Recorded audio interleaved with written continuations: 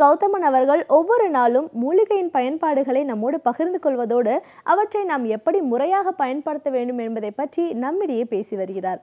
அந்த வகையில் இன்றைக்கு எந்த மூலிகையின் பயன்பாடுகளை நம்மிடையே பகிர்ந்து கொள்ள வந்திருக்கிறார் என்பதை கவனிக்கலாம்.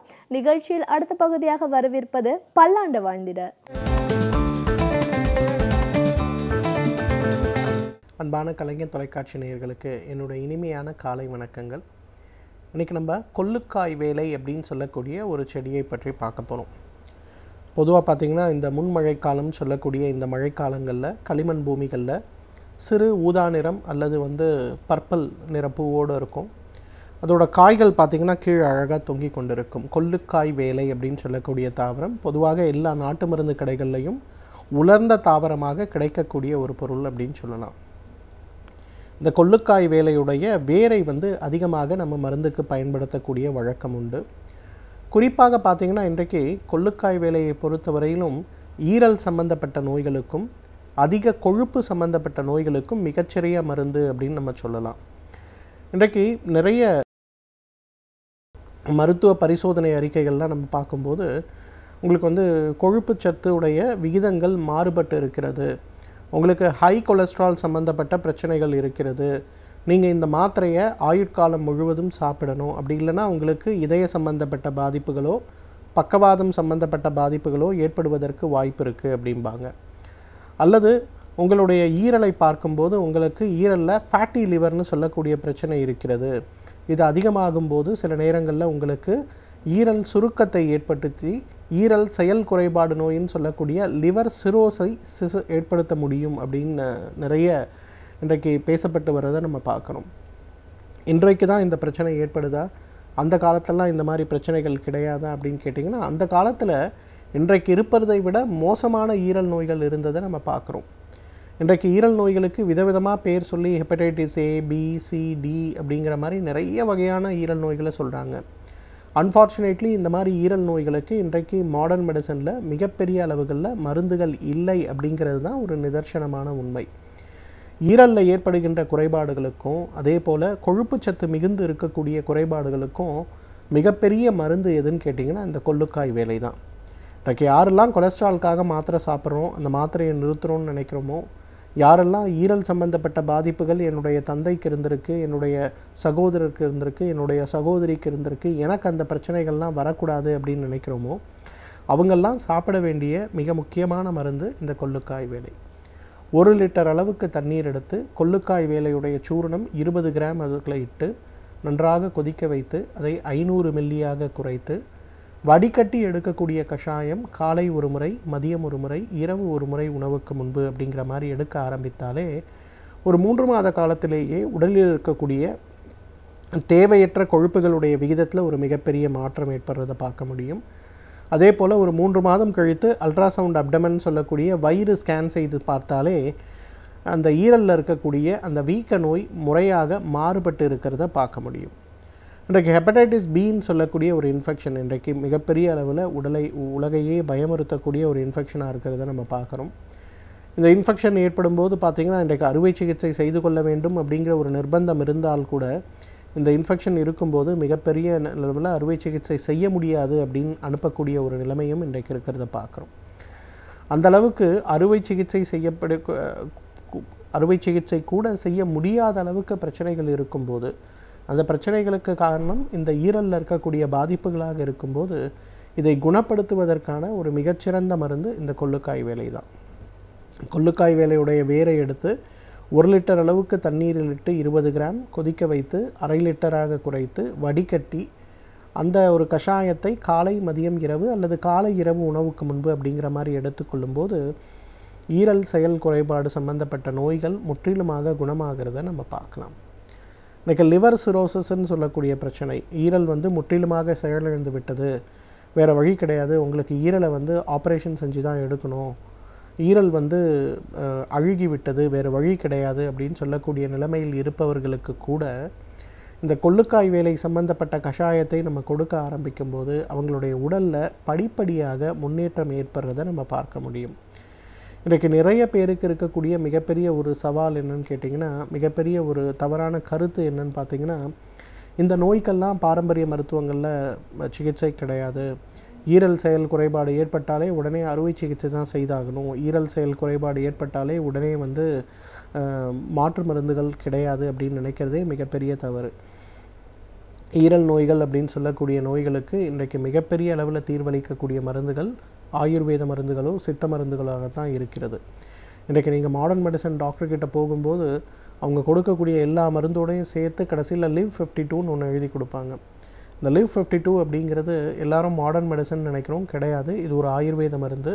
இந்த ஆயுர்வேத மருந்தில் குறிப்பாக கொள்ளுக்காய் வேலை சம்பந்தப்பட்ட மூலிகைகள் கலந்திருக்கிறத நம்ம பார்க்க முடியும். ஸோ ஈரல் சம்பந்தப்பட்ட நோய்கள் ஏற்படும் போதோ அல்லது ஈரல் சம்பந்தப்பட்ட பிரச்சனைகள் இன்ஃபெக்ஷன் அழற்சி நோய் ஏற்படும் போதோ அல்லது ஈரல் சம்பந்தப்பட்ட பாதிப்புகள் நமக்கு இருக்குது, பின்னாடி அது வந்து ஈரல் சுருக்க நோயின்னு சொல்லக்கூடிய லிவர் சிரோசிஸாக மாறுறதுக்கு வாய்ப்புகள் இருக்கும் அப்படின்னு நமக்கு ஒரு பாதிப்புகள் இருந்தாலோ உடனடியாக நாம் செய்ய வேண்டியது இந்த கொள்ளுக்காய் வேலை சம்பந்தப்பட்ட மருந்துகளை எடுத்துக்கொள்வது.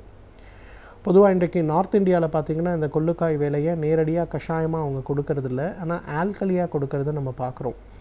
இப்போது ஜாம்நகரில் இருக்கக்கூடிய ஆயுர்வேத பல்கலைக்கழகம், அதே போல் பனாரஸில் இருக்கக்கூடிய ஆயுர்வேத பல்கலைக்கழகம்லாம் பார்த்திங்கன்னா நம்ம சில மூலிகைகளை வந்து அவங்க ஆல்கலியாக கொடுக்கும்போது அந்த மூலிகைகள் வேலை செய்யக்கூடிய திறனுடைய அளவில் ஒரு மிகப்பெரிய முன்னேற்றம் இருக்குது அப்படின்னு சொல்கிறாங்க.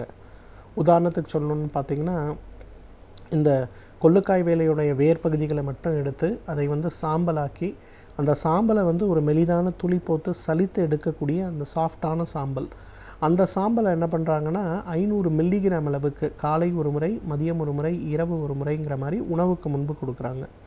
அந்த மாதிரி கொடுக்க ஆரம்பிக்கும்போது 1 மாத காலத்திலேயே லிவர் சிரோசிஸ் சம்மந்தப்பட்ட பிரச்சனைகளில் நல்ல முன்னேற்றம் தெரியறதையும், நிறைய பேருக்கு பார்த்திங்கன்னா வயிறு வீங்க ஆரம்பிக்கும். வயிறு வீங்க ஆரம்பித்த பிறகு சிறுநீர் கழிக்க முடியாமல் எல்லாமே நின்று போயிடும். அவங்களுக்கு வந்து என்ன தான் சிறுநீர் கழிப்பதற்கான மருந்துகளை கொடுத்தாலும் கற்றீட்டல் கொடுத்தா கூட ரத்தத்திலிருந்து கிட்னி ஃபில்டர் பண்ணுறதை நிறுத்திடும். அந்த மாதிரி பிரச்சனை இருப்பவர்கள் கூட கொள்ளுக்கால் வேலையிலிருந்து எடுக்கக்கூடிய அந்த ஒரு சூரணத்தை சாப்பிட ஆரம்பித்தாலே உடலில் ஒரு மிகப்பெரிய அளவில் முன்னேற்றம் ஏற்படுறதை பார்க்க முடியும். எனவே நேர்களே, கொள்ளுக்காய் வேலையை பொறுத்தவரையிலும் ஈரல் சம்பந்தப்பட்ட பிரச்சனைகளுக்கும் உடலில் இருக்கக்கூடிய தவறான கொழுப்பு விகிதம் சம்பந்தப்பட்ட பிரச்சனைகளை குணமாக்குவதற்கும் இயற்கை கொடுத்திருக்கின்ற மிகச்சிறந்த அருமருந்து. தகுந்த மருத்துவ ஆலோசனையின் பேரில் சரியான முறைப்படி இதை உபயோகப்படுத்தி வந்தோமேயானால் நம்மாலும் பல்லாண்டு காலம் ஆரோக்கியமாக வாழ்ந்திட முடியும். சமூகத்தில் நடக்கும் நல்ல நிகழ்வுகளில் நம்முடைய பங்களிப்பை நாம் எவ்வாறு அளிக்கிறோமோ அதே போன்று தீயவைகளை தட்டி கேட்பதிலும் நம்முடைய பங்களிப்பை அளிக்க வேண்டும் என்கிறார் எழுத்தாளர் மனுஷபுத்திரன் அவர்கள். இன்றைக்கு என்ன சமூக பிரச்சனையை நம் கண்முன் கொண்டு வந்திருக்கிறார் என்பதை கவனிக்கலாம். நிகழ்ச்சியில் அடுத்த பகுதியாக வரவிருப்பது தீதும் நன்றும்.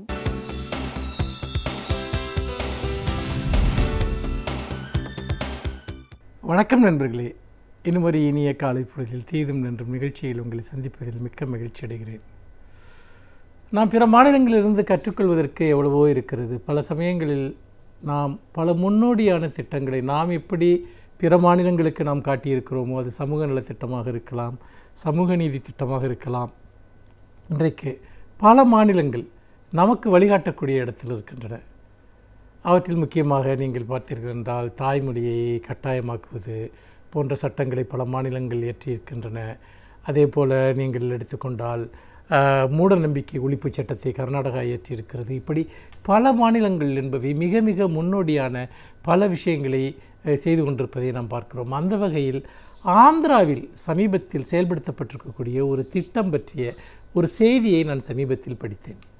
அது என்னவென்று சொன்னால், அந்த பொது விநியோக திட்டத்தின் கீழ் அந்த ரேஷன் கடைகளில் அரிசி மற்றும் கோதுமையை அதிகம் வழங்குவதற்கு பதிலாக நம்முடைய பாரம்பரிய உணவுகளான கேழ்வரகு, கம்பு, சோளம் போன்றவற்றை அவர்கள் இப்பொழுது வழங்க ஆரம்பித்திருக்கிறார்கள். ஒரு மிகவும் குறைந்த விலையில் மக்களுக்கு அது வழங்கப்படுகிறது.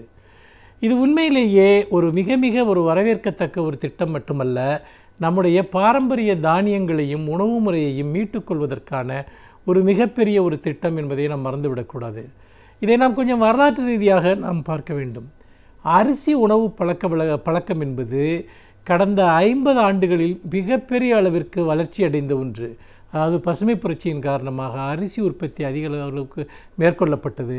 அதே சமயத்தில் நம்முடைய பாரம்பரியமான தானிய வகைகளான கேழ்வரகு, கம்பு, சோளம் போன்றவை உற்பத்தி குறைந்து இன்றைக்கு அவை விலை அதிகம் விற்கக்கூடிய ஒரு பொருள்களாக மாறிவிட்டன. அவற்றை பயிரிட முடியாத ஒரு சூழல் இன்றைக்கு உருவாகிவிட்டது. ஆனால் நம்முடைய மக்களில் பெரும்பாலானோருக்கு, அதிலும் முக்கியமாக உழைக்கும் மக்களுக்கு மிக மிக சுகாதாரமான ஒரு உணவாக நீங்கள் கேழ்வரகு, கம்பு, சோளம் போன்றவை தான் இருந்திருக்கின்றன. அவை விளைவிப்பது எளிதாக இருந்தது மட்டுமல்ல, விலை குறைவாக இருந்தது மட்டுமல்ல, உடல் ஆரோக்கியத்திற்கு அவை மிக ஏற்றதாக இருந்தன. ஆனால் அரிசி உணவு மிக அதிகமாக உட்கொள்ளப்பட தொடங்கிய பிறகு, அல்லது கோதுமை மிக அதிக அளவுக்கு உட்கொள்ளப்பட தொடங்கிய பிறகு சர்க்கரை நோயினுடைய அளவு பெருமளவிற்கு அதிகரித்திருப்பதை நாம் பார்க்கிறோம். சர்க்கரை நோயாளிகளில் பெரும்பாலானோர் கேழ்வரகு, கம்பு, சோளம் போன்றவற்றை ஒரு மருந்தை போல இன்றைக்கு தங்களுடைய உணவில் சேர்த்து கொண்டிருக்கக்கூடிய ஒரு காட்சியையும் கூட நாம் பார்க்கிறோம். நம்முடைய எது ஒன்று நமக்கு இயல்பான உணவாக இருந்ததோ அதுவே இன்றைக்கு ஒரு நோய்க்கான ஒரு மருந்தாக மாற்றப்பட்டு விட்டது.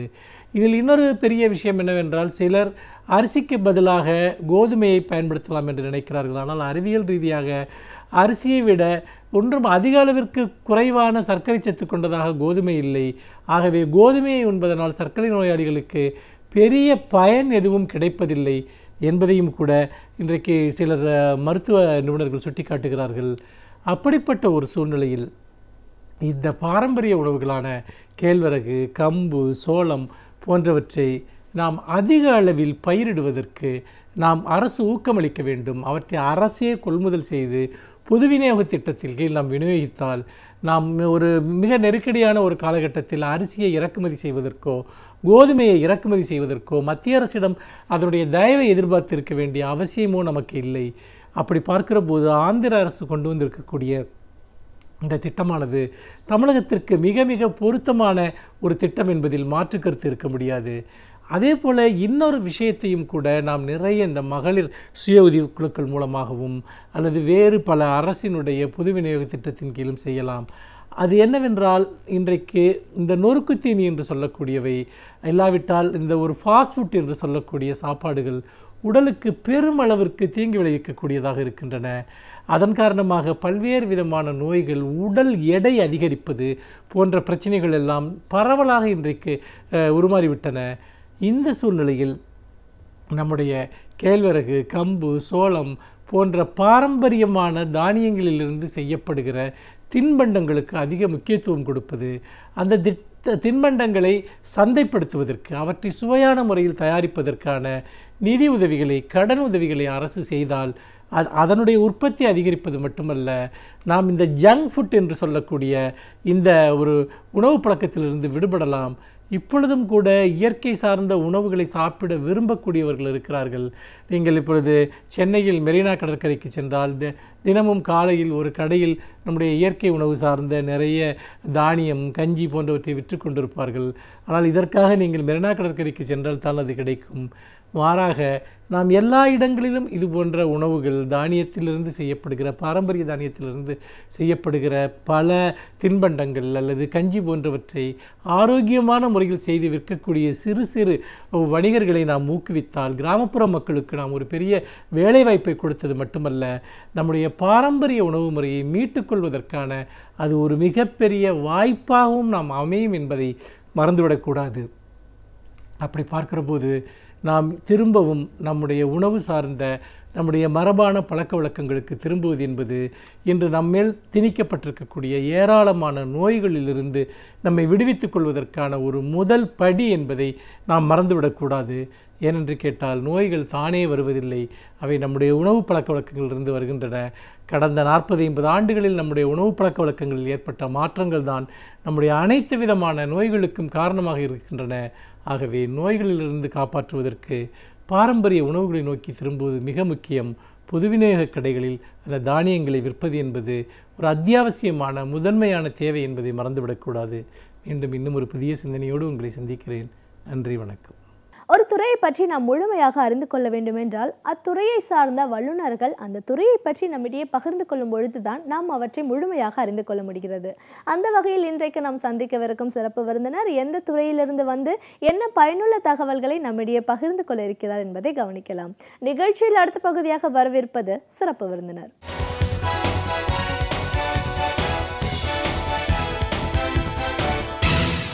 வணக்கம் நேயர்களே, விடியலே வா நிகழ்ச்சியின் சிறப்பு விருந்தினருக்கான நேரம் இது. இன்றைய சிறப்பு விருந்தினர் குழந்தைகள் நல அறுவை சிகிச்சை நிபுணர் டாக்டர் எஸ் காசி. ஒரு அறுவை சிகிச்சை நிபுணரா இன்னைக்கு இருக்கிற முக்கியமான ஒரு பிரச்சனை டெங்கு அப்படின்னு பார்க்கும்போது, இந்த டெங்கு அப்படின்ற ஒரு ஃபீவர் என்ன, இது ஏன் ஏற்படுது, இதை தடுக்கணும்னா நம்ம என்ன செய்யணும், வந்ததுக்கு அப்புறம் என்ன மாதிரியான ஒரு பாதிப்புகள் இருக்கு, இது வராம தடுக்கிறதுக்கான விழிப்புணர்வு அப்படின்னு வரும்போது மக்கள் எவ்வளவு தூரம் இதை பத்தி தெரிஞ்சிருக்கணும், இப்படின்னு நிறைய விஷயங்களை நாம டாக்டர் கிட்ட தெரிஞ்சுக்கலாம். வணக்கம் டாக்டர். வணக்கம். குழந்தைகள் நல அறுவை சிகிச்சை நிபுணரா முதல்ல எங்க நிகழ்ச்சிக்கு உங்களை நாங்க வரவேற்கிறோம் சார். அதை தாண்டி குழந்தைகள் நலம் ஒரு அமைப்பு ஒன்று உருவாக்கி இருக்கீங்க, மக்கள் நல்வாழ்விற்கான மருத்துவர் அங்க அதோட பொதுச் செயலாளரா நீங்க இருக்கீங்கன்னும் போது இதன் மூலமாவும் மக்களுக்கு நிறைய விழிப்புணர்வு கொண்டு போய் சேர்த்துட்டு இருக்கீங்க. அவங்களுக்கான ஒரு பாதிப்புகள் தேவைகள் அப்படின்னு வரும்போது நிறைய மருத்துவர்களோட இணைஞ்சு நீங்க ஒரு 3 ஆண்டுகளா செயல்பட்டுட்டு வரீங்க. ஒரு மருத்துவர் அப்படிங்கிற முறையில இன்னைக்கு இருக்கிற தீவிரமான ஒரு பயம் மக்கள் மத்தியில இந்த நோய் தொற்றுனால ஏற்பட்டிருக்கு. டெங்கு அப்படிங்கிற ஒரு ஃபீவர், உங்களை பொறுத்த வரைக்கும் நீங்க இந்த ஃபீவரை பத்தின ஒரு முக்கியத்துவம், இதற்கான ஒரு தடுப்பு அப்படின்னா எந்த அளவுல ஆய்வில் இருக்கு, ஸோ இதெல்லாம் வராம நம்ம தடுக்கணும் அப்படின்னும் போது முன்னெச்சரிக்கை நடவடிக்கை என்ன பண்ணணும், வந்ததுக்கு அப்புறமா எப்படிப்பட்ட ஒரு பாதிப்புகளை இது ஏற்படுத்தும், இதை பத்தின ஒரு புரிதல் நம்மளுக்கு எவ்வளவு தூரம் இன்னைக்கு அவசியமா இருக்கு அப்படின்னு இந்த விழிப்புணர்வை ஏற்படுத்துறதுக்காகவே நம்ம டெங்குவை பத்தி பேசலாம்னு சொல்லியிருக்கீங்க. ஸோ முழுக்க இந்த மர்ம காய்ச்சல், விஷக்காய்ச்சல்னு எவ்வளவோ சொல்றோம், ஆனா டெங்கு அப்படிங்கிறது ஒரு ஆண்டும் நம்ம கேட்டுட்டு தான் இருக்கோம் இப்படிப்பட்ட ஒரு காய்ச்சல் வர்றது. இந்த வருடம் இன்னைக்கு ரொம்ப தீவிரமா நாடு முழுவதுமே இப்படிப்பட்ட ஒரு தாக்குதல் அதிகமா இருக்கிற ஒரு சூழல்ல இது சார்ந்த ஒரு விழிப்புணர்வு அப்படிங்கிறது கண்டிப்பா தேவையா இருக்கு. அதை பத்தி எல்லாம் எங்க நேர்களோட நீங்க முழுமையா பகிர்ந்துக்கணும். முதல்ல இந்த டெங்கு ஃபீவர் பத்தி சொல்லுங்க சார். இது ஏன் ஏற்படுது, இது வர்றதுக்கான காரணங்கள் என்னெல்லாம் இருக்கு? டெங்கு ஃபீவருங்கிறது ஒரு வைரஸ் நோய். இந்த வைரஸ் கொசுக்கள் மூலமாக பரப்பப்படுது. இப்போ இது எப்படி பரவும் அப்படின்னா, சாதாரணமாக இந்த ஒருத்தருக்கு ஒருத்தர் சுவாசத்து மூலமாகவோ அல்லது தும்மல் போடுறது, இருமல் விடுறது, இதனால் தொடுவதனாலேயோ எல்லாம் பரவுறதில்லை. கொசு கடித்தால் மட்டுமே அந்த நோய் பரவும். இந்த ஈடிஸ் ஈஜிப்டுங்கிற அந்த கொசு தான் இதெல்லாம் பரப்புது. இதே கொசு தான் சிக்கன்குனியா, அந்த சிக்கா வைரஸ், இது போன்ற நோய்களெல்லாம் பரப்பக்கூடிய அந்த கொசு. இந்த கொசுவோட ஒரு பாதிக்கப்பட்ட ஒருத்தர்கிட்ட இந்த கொசு கடிக்கிற போது அந்த அது அந்த பிளட்டை தான் உணவாக உட்கொள்ளுது இல்லையா, அதோட வயிற்றுக்குள்ளே போய் அது அந்த வைரஸ் உருமாற்றம் அடைந்து யாரெல்லாம் அந்த கொசு கடிக்குது 4 அல்லது 5 நாட்களுக்கு அப்புறம் அந்த இன்குபேஷன் பீரியட்னு சொல்லுவோம். அதுக்கப்புறம் அந்த கொசு ஒரு இன்ஃபெக்ஷனை பரப்பக்கூடிய கொசுவாக மாறிடும். அந்த பெண் வகை கொசு, அந்த பெண் கொசு ஈடிஸ் ஈஜிப்டை பெண் கொசு கடிக்கிற போது அது பொதுவாக பகல் நேரங்களில் தான் கடிப்புன்னு சொல்லுவோம். அதுவும் அதிகாலையிலையும், காலையில் ஒரு 6லேருந்து 8 மணி வரைக்கும், மாலை நேரங்கள்லையும் அதிகமாக கடிக்கும் அப்படிங்கிறது சொல்லப்படுது. இந்த கொசு கடிக்கிற போது அந்த யாரெல்லாம் கடிக்குதோ அவங்களுக்கெல்லாம் அந்த நோய் வர்றதுக்கான வாய்ப்பு இருக்குது. கடித்து 5 அல்லது 20 நாட்கள் வரைக்கும், 15 நாட்கள் வரைக்கும் அதுக்கப்புறம் தான் அந்த நோய் வரும். இது ஒரு சாதாரண வைரஸ் நோய் மாதிரி தான், எல்லாருக்கும் பாதிப்பு வர்றதில்லை. 100க்கு 90% எந்த விதமான பாதிப்பும் இல்லாமல் சில நேரங்களில் அது டெங்கு வைரஸ் பாதிக்கப்பட்டிருக்கான்னு தெரியாமையே கூட சரியாயிடும். அது சாதாரணமாக ஒரு வைரஸ் நோயினாலே எப்படி இருக்கும் அப்படின்னா அதே மாதிரி தான் இந்த இது இருக்கும். சாதாரண வைரஸ் எல்லா வைரஸ் நோய்களுக்குமே அதிகப்படியான திடீர்னு வரும் காய்ச்சல். நேற்று வரைக்கும் நல்லா இருந்தாங்க சார், இன்றைக்கி ஜுரம் வந்துச்சுங்கிறது சொல்லுவாங்க. அதுக்கடுத்து தலைவலி, அதிகமான தலைவலி, சாதாரணமாக வர்றதை விட அதிகமான தலைவலி, கண்களுக்கு பின்புறம் வலி எடுப்பது, அதுக்கப்புறம் வயிற்று வலி வர்றது, இதெல்லாம் ஆரம்ப நிலையிலே உங்களுக்கு அதே மாதிரி இது பிரேக் போன் ஃபீவர்னு சொல்லுவோம். அதாவது எலும்பை உடைச்சா எந்த அளவுக்கு பெயின் இருக்குமோ அந்த அளவுக்கு உடம்பு வலிக்கும், ஜாயின்ஸ் வலிக்கும். அந்த இதுதான் சிக்கன்குனியாவில் கூட அந்த மாதிரி சிம்டம்ஸாக இருக்கும். இந்த மாதிரிலாம் வரும்போது நம்ம இது டெங்கு இருக்கலாம் என்று சந்தேகப்படணும். சந்தேகப்படும் போது எல்லாருக்கும் எடுத்த உடனே இன்றைக்கி ஜுரம் வந்தோடனே உடனே நம்ம இந்த டெஸ்ட் பண்ணுறது அவசியம் இல்லை. ஏன்னு கேட்டிங்கன்னா இதுக்கு டெஸ்ட் பண்ணுறது அதோட ஆன்டிஜன் முதல் ஒரு வாரத்தில் ஆன்டிஜனை தான் டெஸ்ட் பண்ணணும். ஆன்டிஜன் என்பது என்னன்னு கேட்டிங்கன்னா இந்த ஒரு கொசு இந்த வைரஸ் உள்ளே போகிறபோது அந்த வைரஸோட பார்ட்டிக்கிள், வைரஸோட கண்டுபிடிக்கிறதுக்கான ஒரு இது தான் அதோட இது தான் ஆன்டிஜன். இது இந்த ஆன்டிஜன் உள்ளே போய் இந்த கொசு கடிப்பு பாதிப்பு, இந்த வைரஸோட பாதிப்பு ஏற்பட்டு ஆன்டிபாடிஸ் வருவது வந்து 2வது வாரம் 3வது வாரத்தில் தான் கண்டுபிடிக்க முடியும். ஸோ இந்த ஆன்டிஜன் வந்து 3 அல்லது 5 நாட்கள் ஜுரம் தொடர்ந்து இருந்ததுன்னா, காய்ச்சல் தொடர்ந்து இருக்குது, அது அதிகப்படியான காய்ச்சல், அதிகப்படியான தலைவலி, நான் வாந்தி வேறு சிவியராக வரும், சிவியர் வாமிட்டிங், அதுக்கப்புறம் உடம்பெல்லாம் வலிக்கிறது, இந்த மாதிரி ஒரு சூழ்நிலை ஏற்படும்போது 3 முதல் 5 நாட்களுக்கு மேலே இது எக்ஸ்டெண்ட் ஆகிட்டே போகுது அப்படின்னா இந்த டெஸ்ட் பண்ணணும். இந்த NS1 ஆன்டிஜனுங்கிற அந்த டெஸ்ட் பண்ணணும். அதே மாதிரி உடம்புல உள்ள அணுக்களோட, இரத்த அணுக்களோட கவுண்ட்ஸ் பார்க்கணும். இரத்த அணுக்கள் வந்து இப்போ வெள்ளை அணுக்கள் வந்து நமக்கு டிஃபென்ஸுக்கு உண்டாகுது, நோய் எதிர்ப்பு சக்திக்கு வேண்டியது, அதோட அளவும் குறையும். முக்கியமாக தட்டு அணுக்கள், பிளேட்லெட்டுங்கிற தட்டு அணுக்களோட இது குறையுது. இதுதான் இண்டிகேட்டர்ஸ். இது ரெண்டையும் வைக்கும்போது இதோட குறையிற போது நீர் சத்து குறையிறது தான் இந்த நோயோட மிக முக்கியமான ஒரு பார்ட். இந்த நீர் சத்து குறையிற போது தான் காம்ப்ளிகேஷன் வரும், பாதிப்புகள் வரும். நீர் சத்து குறையிறது ஏன் அப்படின்னா வந்து உடம்புல உள்ள நீர் வந்து இந்த பிளேட்லெட்லாம் குறையிற போது அங்கேயும் லீக் ஆகும். இப்போ இரத்த குழாயில் ரத்தம் இருக்குது, அதிலேருந்து வெளியில் ரத்தத்துக்கு வெளியில் அந்த இரத்த குழாய்களை விட்டு வெளியில் வரும் நீர் சத்து, வெளியே எங்கேயும் போகாது, உடம்புக்குள்ளே தான் இருக்கும். உடம்புல இரத்த குழாய்களுக்கு வெளியில் வந்துடுற போது உடம்புல வந்து இரத்த அழுத்தமே குறைய ஆரம்பிச்சிடும். ஸோ அந்த மாதிரி இருக்கும்போது மற்ற இரத்த அணுக்கள்லாம் வெளியில் வராது. இப்போ வந்து இந்த சிவப்பணுக்கள் எல்லாம் வெளியில் வராது, வெள்ளை அணுக்கள் கூட வெளியே வராது, நீர் சத்து மட்டும் வெளியே போகும். அப்போ என்ன ஆகும்னா இது அந்த நீர் சத்து குறையிறதுனால அதையும் நம்ம வந்து டெஸ்ட் மூலமாக கண்டுபிடிக்க முடியும். PCV என்கிற அந்த டெஸ்ட், பேக் செல் வால்யூம் சொல்லுவோம். இதெல்லாம் வந்து கண்டுபிடிக்கான வாய்ப்பு. இது இன்னொரு முக்கியமான விஷயம் என்னன்னு கேட்டால், 4-5 நாட்கள் வந்து கடுமையான தலைவலி ஜுரம் இருக்குது, அதிகப்படியான 102, 103 கூட போகும். சடனாக ஒரு நாள் சரியாயிடுது, ஜுரம் இல்லை. நம்ம வந்து அந்த சமயத்தில் தான் பாதிப்புகள் வந்து தெரிய வரும். அதுதான் வந்து மற்ற வைரஸ் ஜுரத்துக்கும் இந்த வைரஸ் ஜுரத்துக்குள்ள மிக முக்கியமானது பைஃபேசிக் ஃபீவர்னு சொல்லுவோம். முதல் 5 நாட்கள் அதிகமாக ஜுரம் இருக்கும், 1 நாள் 2 நாள் 3 நாள் ஜுரம் கம்ப்ளீட்டாக இல்லாமல் கூட இருக்கும். இல்லாமல் இருக்கிற போது வந்து நம்ம வந்து கவனமாக இருக்கணும். அப்போ பொதுவாக நமக்கு என்ன பொது மக்கள்கிட்ட என்ன ஒரு இதுன்னா, ஜுரத்துக்கு போனோம், ஒரு ஊசி போட்டோம் அல்லது மருந்து சாப்பிட்டோம், சரியாயிடுச்சு அப்படின்னா from next day they are normal அப்படின்னு நினச்சிக்கிறோம். அது மாதிரி மற்ற சாதாரண ஜுரத்துக்கு ஓகே. ஆனால் இந்த இதுக்கு அந்த கட்டத்தில், அதாவது ஏஃபேப்ரில் பீரியட்னு சொல்லுவோம், ஜுரம் இல்லாத ஆனால் சோர்வடையக்கூடாது, ஆக்டிவிட்டி நம்மளோட வழக்கமான ஆக்டிவிட்டீஸ்லாம் செய்யக்கூடிய அளவு கூட ஒரு சக்தி இல்லாத மாதிரி ஒரு ஃபீலிங் வரக்கூடாது. அது நீர் சத்தோட குறைகிறதுக்கான வெளிப்பாடு. அது அந்த கட்டத்தில் தான் நம்ம வந்து என்ன பண்ணணும், தேவையான அளவுக்கு ரெஸ்ட் எடுக்கணும், இந்த பிளட் எல்லாம் செக் பண்ணிக்கணும், டெஸ்ட்டு பண்ணுறதோட அது நல்ல ரெஸ்ட்டு, நிறைய தண்ணி குடிக்கணும், நல்லா நார்மலாக சாப்பிட்ணும், சாப்பிட்டு ரெஸ்ட் எடுக்கணும். அந்த சமயத்தில் தான் வந்து தவறுகள் நடக்குது. இப்போ ஜுரத்தை குறைக்கிறது மட்டும்தான் வந்து இதில் முதல் 3 அல்லது 5 நாட்களுக்கு தேவைப்படும். அடுத்தது வந்து வாந்தி அதிகமாக இருக்குன்னு வச்சுக்கோங்க, அப்போ நீர் சத்து குறைவு வந்து முன்னாடியே வந்துடும். அதுக்காக என்ன பண்ணணும்னா, தேவைப்பட்டதுன்னா அந்த சில பேருக்கு மட்டும் ட்ரிப்ஸ் போட வேண்டியிருக்கும். நம்ம வந்து இன்ஜெக்ஷன் மூலமாக சலைன் போடுறதுக்கு நம்ம போட வேண்டியிருக்கும். இதுதான் நார்மலாக வந்து முதல் 7 நாள் 8 நாளில் இது சரியாயிடுது. அந்த தட்டணுக்களும் குறையிற மாதிரி இருந்தது, குறைஞ்சதும் அது வந்து நார்மலாக 1.5 லட்சம், அதாவது 1.5 லட்சம் இருக்கணும்னு வச்சுக்கோங்க, அந்த கவுண்ட் நார்மலாக இருக்கணும். அது வந்து 1 லட்சத்துக்கு கீழே போனுச்சுன்னா நம்ம அலர்ட் ஆகிடும்.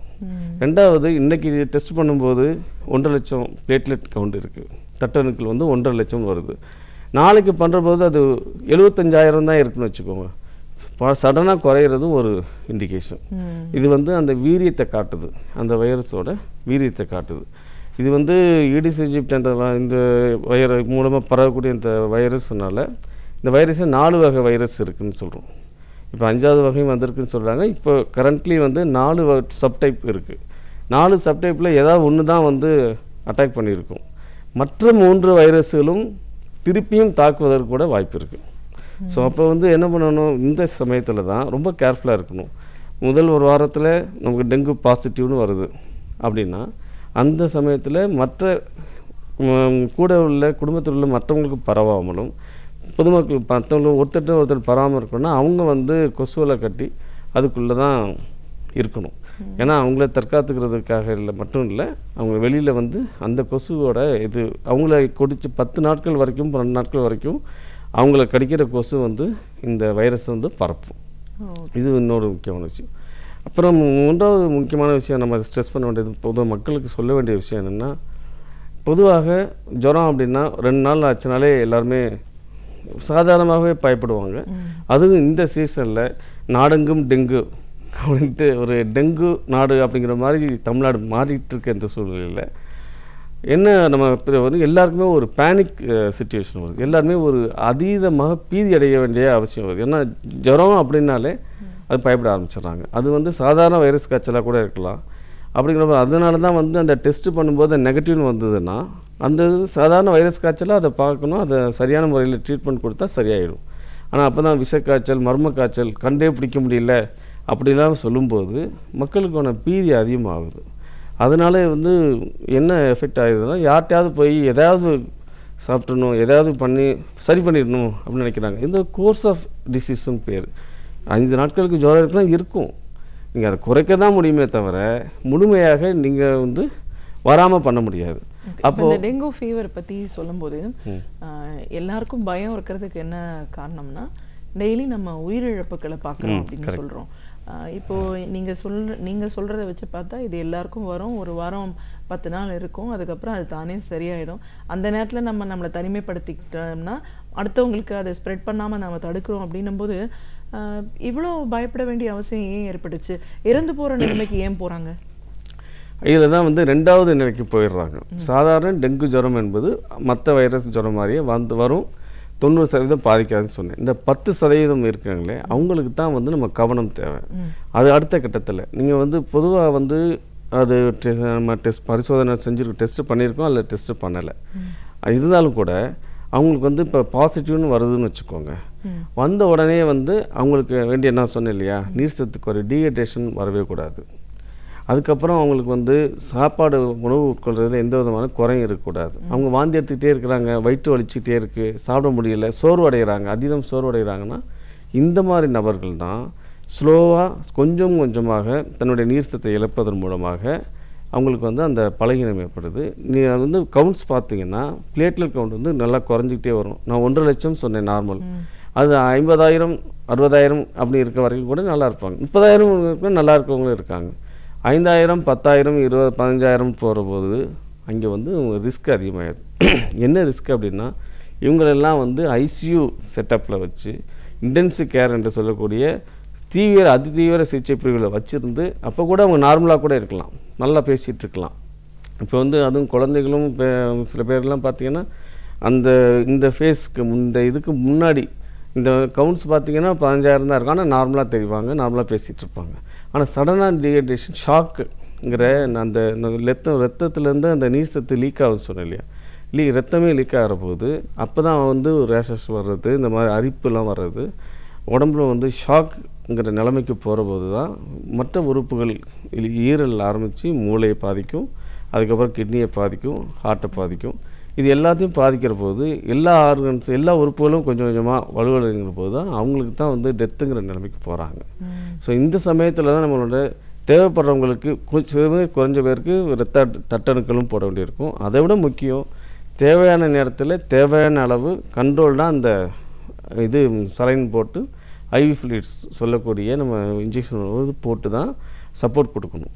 சப்போர்ட் பண்ணுறதுல தான் வந்து ரொம்ப அது கொஞ்சம் ட்ரிக்கியான சிச்சுவேஷன். என்ன அப்படின்னு கேட்டிங்கன்னா, இதை வந்து சப்போர்ட் பண்ணுற போது நம்ம வந்து ஐவி ஃப்ளூயிட்ஸை வெளியிலேருந்து நம்ம கொடுக்குறோம். ஆனால் ஏற்கனவே உடம்புக்குள்ளே நீர் சத்து குறைஞ்சிருக்கு, ஆனால் வெளியில் வரல, உள்ளே தான் இருக்குது அந்த நீர். அதுவும் இந்த ஃபீவர் வந்து ரிக்கவரிங் ஃபேஸில் அதுலேருந்து மீண்டு வரும்போது அது வெளியில் இரத்த குழாய்க்கு வெளியில் போன நீரெல்லாம் திருப்பி உள்ளே வரும். திருப்பி உள்ளே வரும்போது மூச்சு வாங்குறது, வயிற்றில் நீர் சேர்றது, இந்த மாதிரி பல இதெல்லாம் வரும்போது ரொம்ப சீரியஸான ஒரு கட்டத்துக்கு போகிறாங்கன்னு அர்த்தம். இந்த கட்டத்தில் இன்டென்சிவ் கேர்னு சொன்னேன் இல்லையா, எல்லா வகையிலையும் அது ஆக்சிஜன் தேவைன்னா ஆக்சிஜன் கொடுக்கணும், பிளட்டு தேவைன்னா பிளட்டு கொடுக்கணும், அல்லது இந்த ஐவி ஃப்ளூயிட்ஸ் தான் போதும் அப்படின்னா அதை கொடுக்கணும். இப்படி ஒன்று ஒன்று பார்த்து அது மானிட்டர் வந்து கண்டினியூஸ் சீரியல் மானிட்டரிங் சொல்லுவோம். தொடர்ச்சியாக திருப்பி அதை பார்த்துக்கிட்டே இருக்கும்போது தான் காப்பாற்ற முடியும். இந்த 1% சொல்லப்போனால் 100ல் 1 தான் இந்த நிலைமைக்கு போகிறாங்க. ஆனால் போகாமல் தடுக்கிறதுக்காக தான் நம்ம விஜிலண்டாக நம்ம வந்து பார்த்துட்ருக்கணும். நம்ம வந்து அதை அந்தந்த ஸ்டேஜுக்கு போகாமல் பார்க்குறதுக்கு தான் நம்ம இப்போ வந்து அதுதான் ட்ரீட்மெண்ட் ப்ரோட்டோகால். ஸோ இப்போது இதோட ட்ரீட்மெண்ட் பற்றி பேசும்போது ஒரு மருத்துவராக இப்போ நம்ம வந்து பீரியாடிக்காக ஒவ்வொரு வருஷமும் நம்ம டெங்கு ஃபீவர் பற்றி பேசிகிட்டு இருக்கோம். இப்போ சமீப காலங்களில் இந்த மாதங்களில் இந்த ஃபீவர் வருது அப்படின்னு. ஆனால் இந்த வருடம் வந்து இதோட தீவிரம் ரொம்ப ஜாஸ்தியாகி இப்போ நாடு முழுவதுமே டெங்கு பீதின்னு சொல்கிற அளவுக்கு வந்திருக்கு. இதுக்கு என்ன காரணம்? இதை நம்ம தடுக்கிறதுக்கான வழிகளும் இருந்திருக்கா? நிச்சயமாக. நீங்கள் கடந்த காலங்களில் இப்போ ஒரு 5-6 வருடங்களாக தான் அதிகமாக நம்ம டெங்குவை பற்றி பேசுகிறோம். டெங்கு பற்றி பேசுகிற அதே அந்த வருடங்கள்லாம் பல முன்னாடி கடந்த வருடம் வரையில் எப்படி இருந்துச்சுன்னா ஒரு மாவட்டம் 2 மாவட்டம் அல்லது ஒரு குறிப்பிட்ட பகுதி தமிழ்நாட்டினோட ஒரு குறிப்பிட்ட பகுதியில் மட்டும் பாதிச்சது. அதனால் வந்து அது ஒரு பெரிய அளவில் பேசப்படலை. ரெண்டாவது பாதிக்கப்பட்ட நம்ம எண்ணிக்கையும் குறைவாக இருந்தது. அது என்னென்னா ஒரு குமுலேட்டிவ் எஃபெக்ட் சொல்லுவோம். தொடர்ந்து இந்த வந்து இதில் என்ன பார்க்கணும் அப்படின்னா எந்த சீசனில் இது வருது அப்படின்னு பார்த்தீங்கன்னா மழை பெய்யாத சீசனில் வராது, ட்ரை சீசனில். ஏன்னா வந்து இது இந்த ஈடிஸ் விட்டு இது எங்கே முட்டை போடும் அப்படின்னா நல்ல தண்ணீரில் தான் முட்டை போடும். அந்த நல்ல தண்ணீரில் முட்டை போடுற அந்த இதுக்கு சூழ்நிலைக்கு கொஞ்சம் மழை பெய்யணும். பெரிய மழை வந்தாலும் எல்லாமே வாஷ் ஆகிடும். கொஞ்சம் மழை வரும்போது விட்டு விட்டு மழை பெய்யுது அல்லது கொஞ்சம் கொஞ்சமாக மழை பெஞ்சிட்ருக்க. இப்போ சமீபத்தில் ஒரு இந்த தென்மேற்கு பருவ மழை முடிஞ்ச சமயம் இல்லையா, இந்த தென்மேற்கு பருவ மழையில் அங்கங்கே விட்டு விட்டு மழை பெஞ்சிட்டே இருந்தது. இந்த மாதிரி சூழ்நிலை தான் இது வந்து பரவுறதுக்கான வாய்ப்பு அதிகம். அப்படிங்கிற போது இதுக்கான தடுப்பு நடவடிக்கைகளை முக்கியமாக இப்போ என்ன சொல்கிறோம், ஒவ்வொரு வீட்லேயும் போய் அல்லது வெளியில் இருக்க ரோட்டில் போயிட்டு இந்த பழைய டயரில் பிளாஸ்டிக் பைகளில் அல்லது பாத்திரங்களில் அல்லது பூந்தொட்டிகளில் இந்த மாதிரி உடஞ்சி போன அந்த தேங்காய் இதெல்லாம் தேங்காய் சில்லில் கிடக்கு, இதெல்லாம் இந்த தண்ணியெல்லாம் வைக்கக்கூடாது. அது மாதிரி டேங்க்ஸில் ஓவர் ஹெட் டேங்க்ஸில் இதெல்லாம் சொல்கிறோம். இந்த நடவடிக்கையெல்லாம் இது வந்த பின்பு பார்ப்பதில்லை. வருமுன் காப்பம் தான் இதுக்கு வந்து கரெக்டான இது. வருமுன் காப்பம் எப்போ ஆரம்பிச்சிருக்கோம் அப்படின்னா இப்போ ஆகஸ்ட்டு செப்டம்பரில் இது பிரச்சனை ஆரம்பிக்குது அப்படின்னா நீங்கள் வந்து ஜூன் ஜூலையிலே இந்த நடவடிக்கை எடுக்கணும். சுகாதாரத்துறை வந்து அதை எடுக்கிற போது 2 விஷயத்தை வந்து நான் வலியுறுத்த விரும்புகிறேன். இப்போ சமீபத்தில் பேப்பர்லாம் பார்த்து நியூஸ் இதில் பார்த்தீங்கன்னா போய்ட்டு ஃபைன் போடுறாங்க அப்படின்னு சொல்கிறது. ஏற்கனவே அது ஒரு நான் அரசோட தவறான அணுகுமுறை தான் நான் பார்க்குறேன். என்னென்னு கேட்டிங்கன்னா ஒரு பாதிக்கப்பட்ட நபர் அல்லது பாதிக்கப்பட்ட பகுதிக்கு போகிறாங்க, போய் உனக்கு டெங்கு கொசு வர்றதுக்கு நீ தான் காரணம், இந்த இடத்துல குப்பையெல்லாம் நீ வந்து போட்டு வச்சுட்ட, இந்த இடத்துல நீ வந்து இதை கொட்டாங்கச்சியெல்லாம் எடுக்கலை, இந்த இடத்துல டயர் எடுக்கலை, அதில் தண்ணி இருந்துச்சு, அதுக்கு நீ தான் காரணம் அப்படின்னு சொல்லி இது பண்ணுறது. அது ஒரு அளவுக்கு மேலே போய் இப்போ என்ன ஆயிடுச்சுன்னா ஃபைன் போடுற அளவுக்கு வந்துருச்சு. ஃபைன் போடணும்னு சொல்லி வார்ன் பண்ணாங்க. அந்த மாதிரி வார்ன் பண்ணுறதே வந்து தவறு. ஏன்னா சரி வீட்டுக்குள்ளே வீட்டை சுற்றி உள்ள குப்பைக்கு அவர் பொறுப்பு என்று சொன்னால் சாலைகளில் ரோட்டில் இருக்க குப்பைக்கு யார் பொறுப்பு? அந்த கேள்வி வருது. உள்ளாட்சி அமைப்புகளுக்கு அந்த ரோல் வந்து உள்ளாட்சி அமைப்புகள் வந்து முறையாக தேர்தல் நடந்து அதுக்கான கவுன்சிலர்லாம் வந்து உள்ளாட்சி அமைப்புகளில் தேர்ந்தெடுக்க பிரதிநிதிகள் இருந்தால் பொதுவாக அவங்கெல்லாம் அதே பகுதியில் வாழ்கிறவங்கள வசிப்பவர்களாக இருப்பாங்க. அப்போ வந்து அவங்களுக்கு ஒரு அழுத்தம் இருக்கும். அந்த ஊர் மக்கள்கிட்ட பகுதி மக்கள்கிட்ட இருந்து எதையாவது செய்யணுங்கிற ஒரு அழுத்தம் வரும். அவங்களோட சேர்ந்து அதை செய்வதற்கான வாய்ப்பு அதிகமாக இருந்துச்சு. அந்த இந்த தேர்தல் நடக்காதது ஒரு பெரிய ட்ராபேக். இன்னொரு விஷயம் என்னன்னு கேட்டால் இந்த மாதிரி திடக்கழிவு மேலாண்மை இந்த சாலிட் வேஸ்ட் மேனேஜ்மெண்ட்டுங்கிறது ஒரு பெரிய விஷயம். கடந்த 20 ஆண்டுகளாக தான் இப்போ இந்தியாவில் வந்து அது பெரிய அளவில் பேசப்பட்டுருக்கு. அதுக்கப்புறம் தான் இப்போல்லாம் நாங்கள்லாம் ஃபேஸ் பண்ணுறோம். நாங்கள் என்ன பண்ணுறோம் அப்படின்னா எல்லா மருத்துவமனைகள் எல்லாத்துலேயுமே வந்து அதோட மருத்துவ கழிவுகள்லாம் முறைப்படி பிரித்து முறைப்படி அனுப்பிட்டுருக்கோம். இப்போ அந்த இதெல்லாம் வந்து ஒரு 20 வருஷங்களுக்கு முன்னாடிலாம் அது ஒரு எங்களுக்கே தெரியாது ஒரு அது மாதிரி சாலிட் வேஸ்ட் மேனேஜ்மெண்ட்டில் நம்ம கவர்மெண்ட் வந்து அது ஃபெயிலியர்னு தான் நான் சொல்லுவேன். அது ஏன் அப்படி ஃபெயிலியர் சொல்கிறேன்னா ஒரு பிளாஸ்டிக்கில் பாக்கெட்டில் தேங்குது. இந்த திடக்கழிவு மேலாண்மையில் அது ஒழுங்காக சுத்தம் பண்ணாததுலேருந்து ஆரம்பித்து அதை வந்து உரமாக மாற்றுவது, அந்த குப்பையை வந்து அதுலேருந்து மின்சாரம் எடுப்பது, உரமாக மாற்றுவதுன்னு நிறைய ப்ராஜெக்ட்ஸ் வந்துக்கிட்டு தான் இருக்குது. ஆனால் அது முறையாக நடைபெறவில்லை. அதுக்கு பல்வேறு காரணங்களை நம்ம சொல்லலாம். முறையாக நடக்கலை மட்டும்தான் நம்ம வந்து இப்போ பதிவு பண்ண விரும்புகிறேன். அது முறையாக நடந்திருந்தால் இந்த அளவுக்கு வந்து தமிழ்நாடு பூராவும் பாதிக்கக்கூடிய ஒரு நிலை வந்திருக்காது. அப்போது இதுக்கு யார் பொறுப்பு? இப்போ நீங்கள் ஒரு மருத்துவமனையில் வந்து இப்போ நேற்று கூட வந்து 3 லட்ச ரூபா அபராதம் போட்டிருக்காங்க. அதை வந்து அவங்க வந்து ஏன் அப்படின்னு கேட்டதுக்கு வந்து எடுத்து பேசுனாங்க, அவங்க வந்து ஆர்கியூ பண்ணாங்கன்னு சொல்லிட்டு 10 லட்ச ரூபா. இது வந்து இது எந்த வகையிலையும் வந்து நமக்கு உதவாது. ஏன் உதவாது அப்படின்னா, இந்த மாதிரி நடவடிக்கைகள், தடுப்பு நடவடிக்கைகள் மக்களை இணைத்து மக்களோடு மக்களாக இதை செஞ்சால் ஒழிய இதுக்கு வந்து முன்னேற்றம் கிடைக்காது. இது வேண்டிய நம்ம எதிர்பார்க்கக்கூடிய பலன்களும் இருக்காது. ஸோ உள்ளாட்சி அமைப்புகளை வந்து முடுக்கி விடுவதும் அதுக்கு முறையாக நிதியும் அளிக்கணும். இப்போ நிதி இல்லாமல் வந்து அவங்க போயிட்டு ஒரு அந்த இதுக்கு லார்வாங்கிற அந்த ஸ்டேஜில் தான் அந்த இது வந்து அழிக்க முடியும். அந்த கொசுக்களை அழிப்பது தான் இதுக்கு வந்து தடுப்பு நடவடிக்கையில் மிக முக்கியமான பகுதி. இங்கே வந்து குப்பைகளை எடுப்பதும் தண்ணீரை சுத்தம் செய்வது இது எல்லாமே எதை நோக்கியது அப்படின்னா, லார்வா பருவத்தில் இருக்கக்கூடிய கொசு புழுவாக இருக்கும்போது அதை அழிப்பது. அதுக்கு வந்து அந்த உற்பத்தி ஆகிறத குறைக்கிறதும் உற்பத்தி ஆன அந்த கொசு புழுக்களை அழிப்பதும் தான் இதோட முக்கியமான பகுதி. அப்படிங்கிற போது அதுக்கான தேவையான மருந்துகள், அதுக்கான நிதி, அதை வந்து போடுறது, இந்த அவேர்னஸ் நம்ம என்னதாங்க அவேர்னஸ் நம்ம விழிப்புணர்வை ஏற்படுத்தினாலும் அவங்க வந்து பொதுமக்களுக்கு முன்னிலையில் அதெல்லாம் வந்து அழிச்சு காமிச்சிங்க அப்படின்னா அவங்களுக்கே அதை வந்து அந்த இதை அவங்களும் அதை அடாப்ட் பண்ணுவாங்க. அதை விட்டுட்டு வந்து நம்ம பனிஷ் பண்ணுவது, வான் பண்ணுவது, எச்சரிக்கை கொடுப்பது அல்லது ஃபைன் போடுவது என்பதெல்லாம் வந்து தவறான அணுகுமுறையை தான் நான் பார்க்குறேன். கண்டிப்பாக. இப்போது டெங்கு அப்படிங்கிறது என்ன, இந்த நோய் எப்படி தாக்கும், இது ஒருத்தருக்கு கடிச்சிச்சுன்னா எந்த நிலையில் அது தீவிரமாகுது.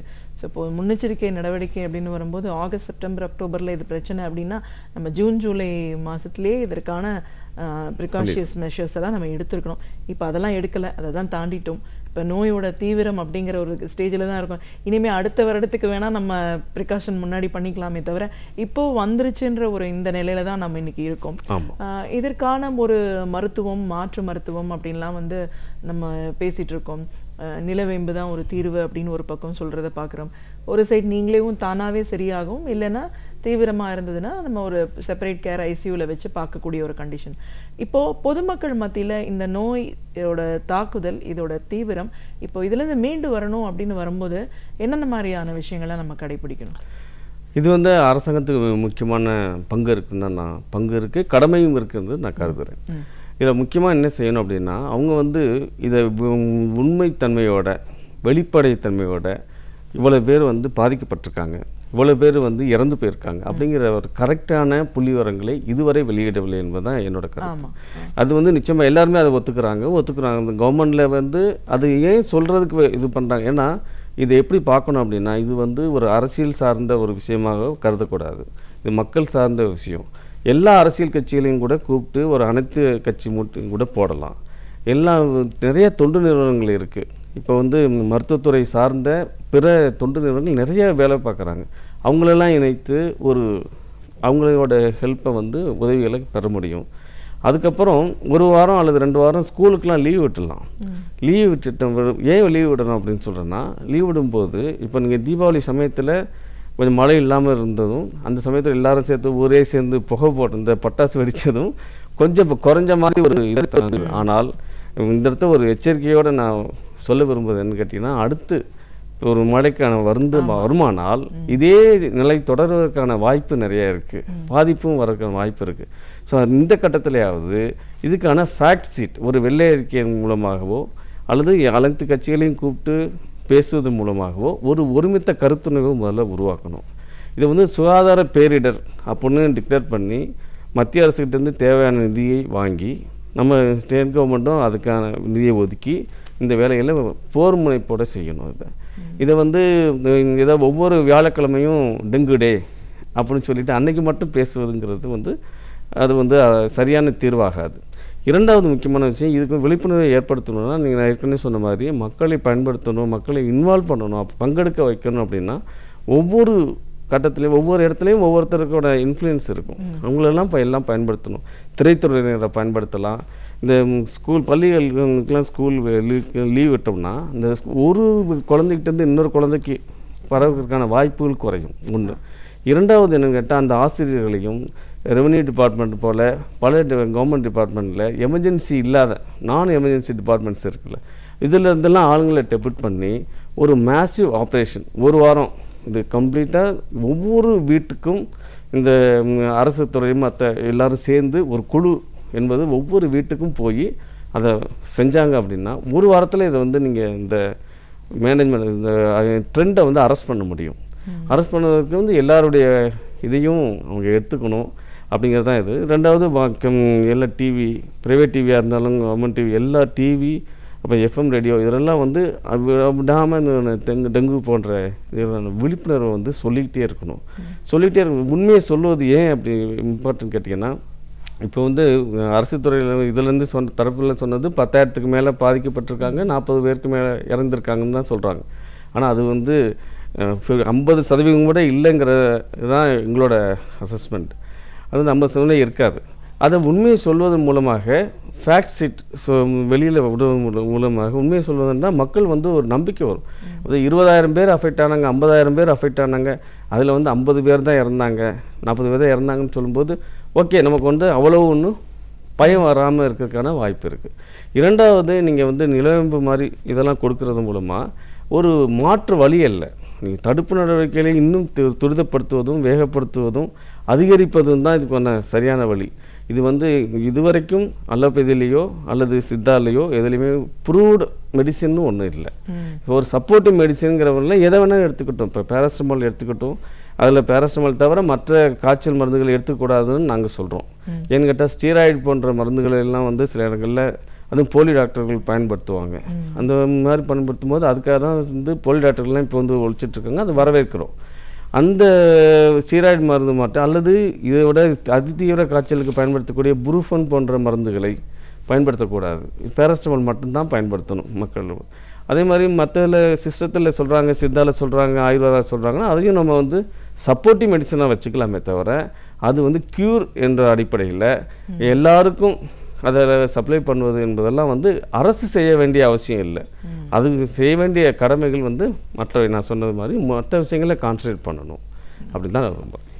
கண்டிப்பாக டாக்டர், ஒரு குழந்தை நல அறுவை சிகிச்சை நிபுணராக இன்னைக்கு மக்கள் மத்தியில் ஒரு பெரிய பீதி டெங்கு ஃபீவர்னால உருவாயிருக்கணும் போது அதற்கான ஒரு மருத்துவ தேவை என்ன, இந்த நோய் எப்படி உருவாகுது, இதை தடுக்கணும் அப்படின்னும் போது அரசாங்கம் எப்படி ஒரு போர்க்கால அடிப்படையில் நடவடிக்கை எடுக்க வேண்டிய அவசியத்தில் இருந்திருக்கும். ஆனால் அதெல்லாம் தாண்டி இன்னைக்கு நோய் தீவிரமாக பாதிக்கிற ஒரு நிலையில் கூட இதை பற்றி ஒரு முழுமையான இதற்கு தீர்வு ஏற்படும் முனைப்போட அரசாங்கம் இன்னைக்கு செயல்படலை. அதன் விளைவு தான் இப்போ நம்ம இன்னைக்கு சந்திச்சுட்டு இருக்கோம். அப்படின்னும் போது இன்னும் மீண்டும் ஒரு மழை, இந்த வானிலை மாற்றமெல்லாம் ஏற்படுறதுக்கு முன்னாடி இதை முழுமையாக நம்ம எராடிகேட் பண்ணணும்னா என்ன மாதிரியான விஷயங்களில் நம்ம ஈடுபடணும், எல்லாரையும் இணைச்சு செயல்பட்டால் எப்படி இதை நம்ம தீர்க்க முடியும்னு உங்களோட பார்வைகள் சார்ந்த பல விஷயங்களை எங்களோட நீங்கள் பகிர்ந்ததுக்கு நன்றி.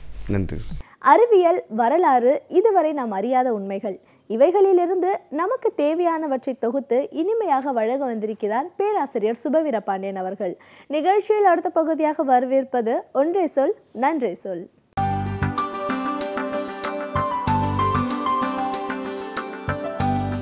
அனைவருக்கும் என் அன்பு வணக்கம். இன்றைக்கு நாடு முழுவதும் பேசப்படுகிற பேச்சு கந்துவட்டி பற்றியதாகத்தான் இருக்கிறது. திருநெல்வேலியில் இசக்கிமுத்து என்கிறவர் குடும்பத்தோடு 2 குழந்தைகளோடும் சேர்த்து தங்களை எரித்து கொண்டதற்கு பிறகு கந்துவட்டியினுடைய கொடூரம் நாடு முழுவதும் பற்றி எரிய தொடங்கி இருக்கிறது.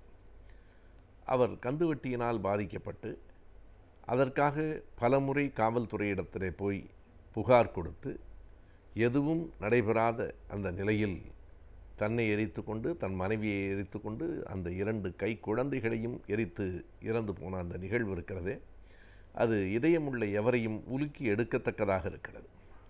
இந்த கந்துவட்டி நிகழ்ச்சி என்பது தமிழகத்திலே புதியதன்று. கடந்த 7 ஆண்டுகளில் 823 பேர் இந்த கந்துவட்டி கொடுமையால் தற்கொலை செய்து கொண்டு இறந்து போயிருக்கிறார்கள் என்று ஒரு புள்ளி விவரம் சொல்லுகிறது. ஆனால் இந்த கந்துவட்டிக்காரர்கள் மீது இதுவரைக்கும் எடுக்கப்பட்ட நடவடிக்கைகள் என்ன? சட்டங்கள் இருக்கின்றன, ஆனால் சட்டம் நடைமுறைப்படுத்தப்படுகிறதா என்பதுதான் பெரிய கேள்வி.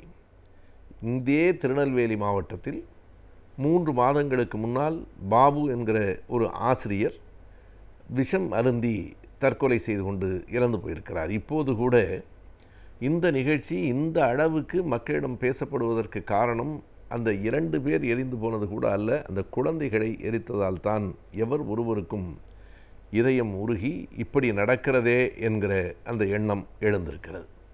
எனவே ஒவ்வொன்றுக்கும் உயிர்களை பலி கொடுத்து தான் இந்த நாட்டில் நியாயம் கேட்க வேண்டுமா என்கிற ஒரு கோபம் நமக்குள் எழுகிறது. நீட்டு தேர்வை எதிர்க்க வேண்டுமென்றால் அதற்கு அனிதா என்கிற மாணவி தன்னுடைய உயிரை பலி கொடுக்க வேண்டியிருக்கிறது. அனிதாவினுடைய உயிர் விலையாக கொடுத்ததற்கு பிறகுதான் நீட்டு தேர்வு பற்றிய பேச்சும் போராட்டங்களும் எழுகின்றன. அதுபோல இந்த கந்துவட்டியை நிறுத்த வேண்டுமென்றால் அல்லது கந்துவட்டியினுடைய கொடுமையை மக்கள் உணர வேண்டுமென்றால் அதற்கு 2 குழந்தைகள் உட்பட 4 பேரினுடைய உயிர் தேவைப்படுகிறது என்பதற்கு என்ன பொருள் என்றே நமக்கு விளங்கவில்லை. தமிழக அரசு 2003ஆம் ஆண்டே இந்த கந்துவட்டி தடை சட்டம் என்று ஒன்றை இயற்றியிருக்கிறது. இந்த கந்துவட்டி என்றால் என்ன என்றே பலருக்கும் தெரியாது. வட்டி கொடுப்பதும் வட்டி வாங்குவதும் சட்டத்திற்கு உட்பட்டது தான். ஆனால் ரிசர்வ் வங்கி எவ்வளவு வட்டி வாங்க வேண்டும் என்று சொல்லுகிறதோ அந்த எல்லைக்குள் இருந்துதான் வட்டி வாங்க வேண்டும். அப்படி பணத்தை கடனாக கொடுத்து வட்டி வாங்குகிறவர்கள் முறைப்படி பதிவு செய்திருக்க வேண்டும். ஆனால் நம் நாட்டில் பதிவு செய்யப்படாமல் வட்டிக்கு கொடுக்கிறவர்கள்தான் எண்ணிக்கையில் கூடுதல். அப்படி வட்டிக்கு கொடுக்கிற போது பலவிதமான வட்டிகள் இருக்கின்றன. 1%, 2% தொடங்கி 5%, 10% வட்டி தான் இந்த கந்து வட்டி, மீட்டர் வட்டி, ரன் வட்டி என்பதெல்லாம் ஏறத்தாழ 10% வட்டி வாங்குகிறவர்கள். அந்த 10% என்பது எப்போதும் அசலை விட வட்டி கூடுதலாக ஆகிவிடும்.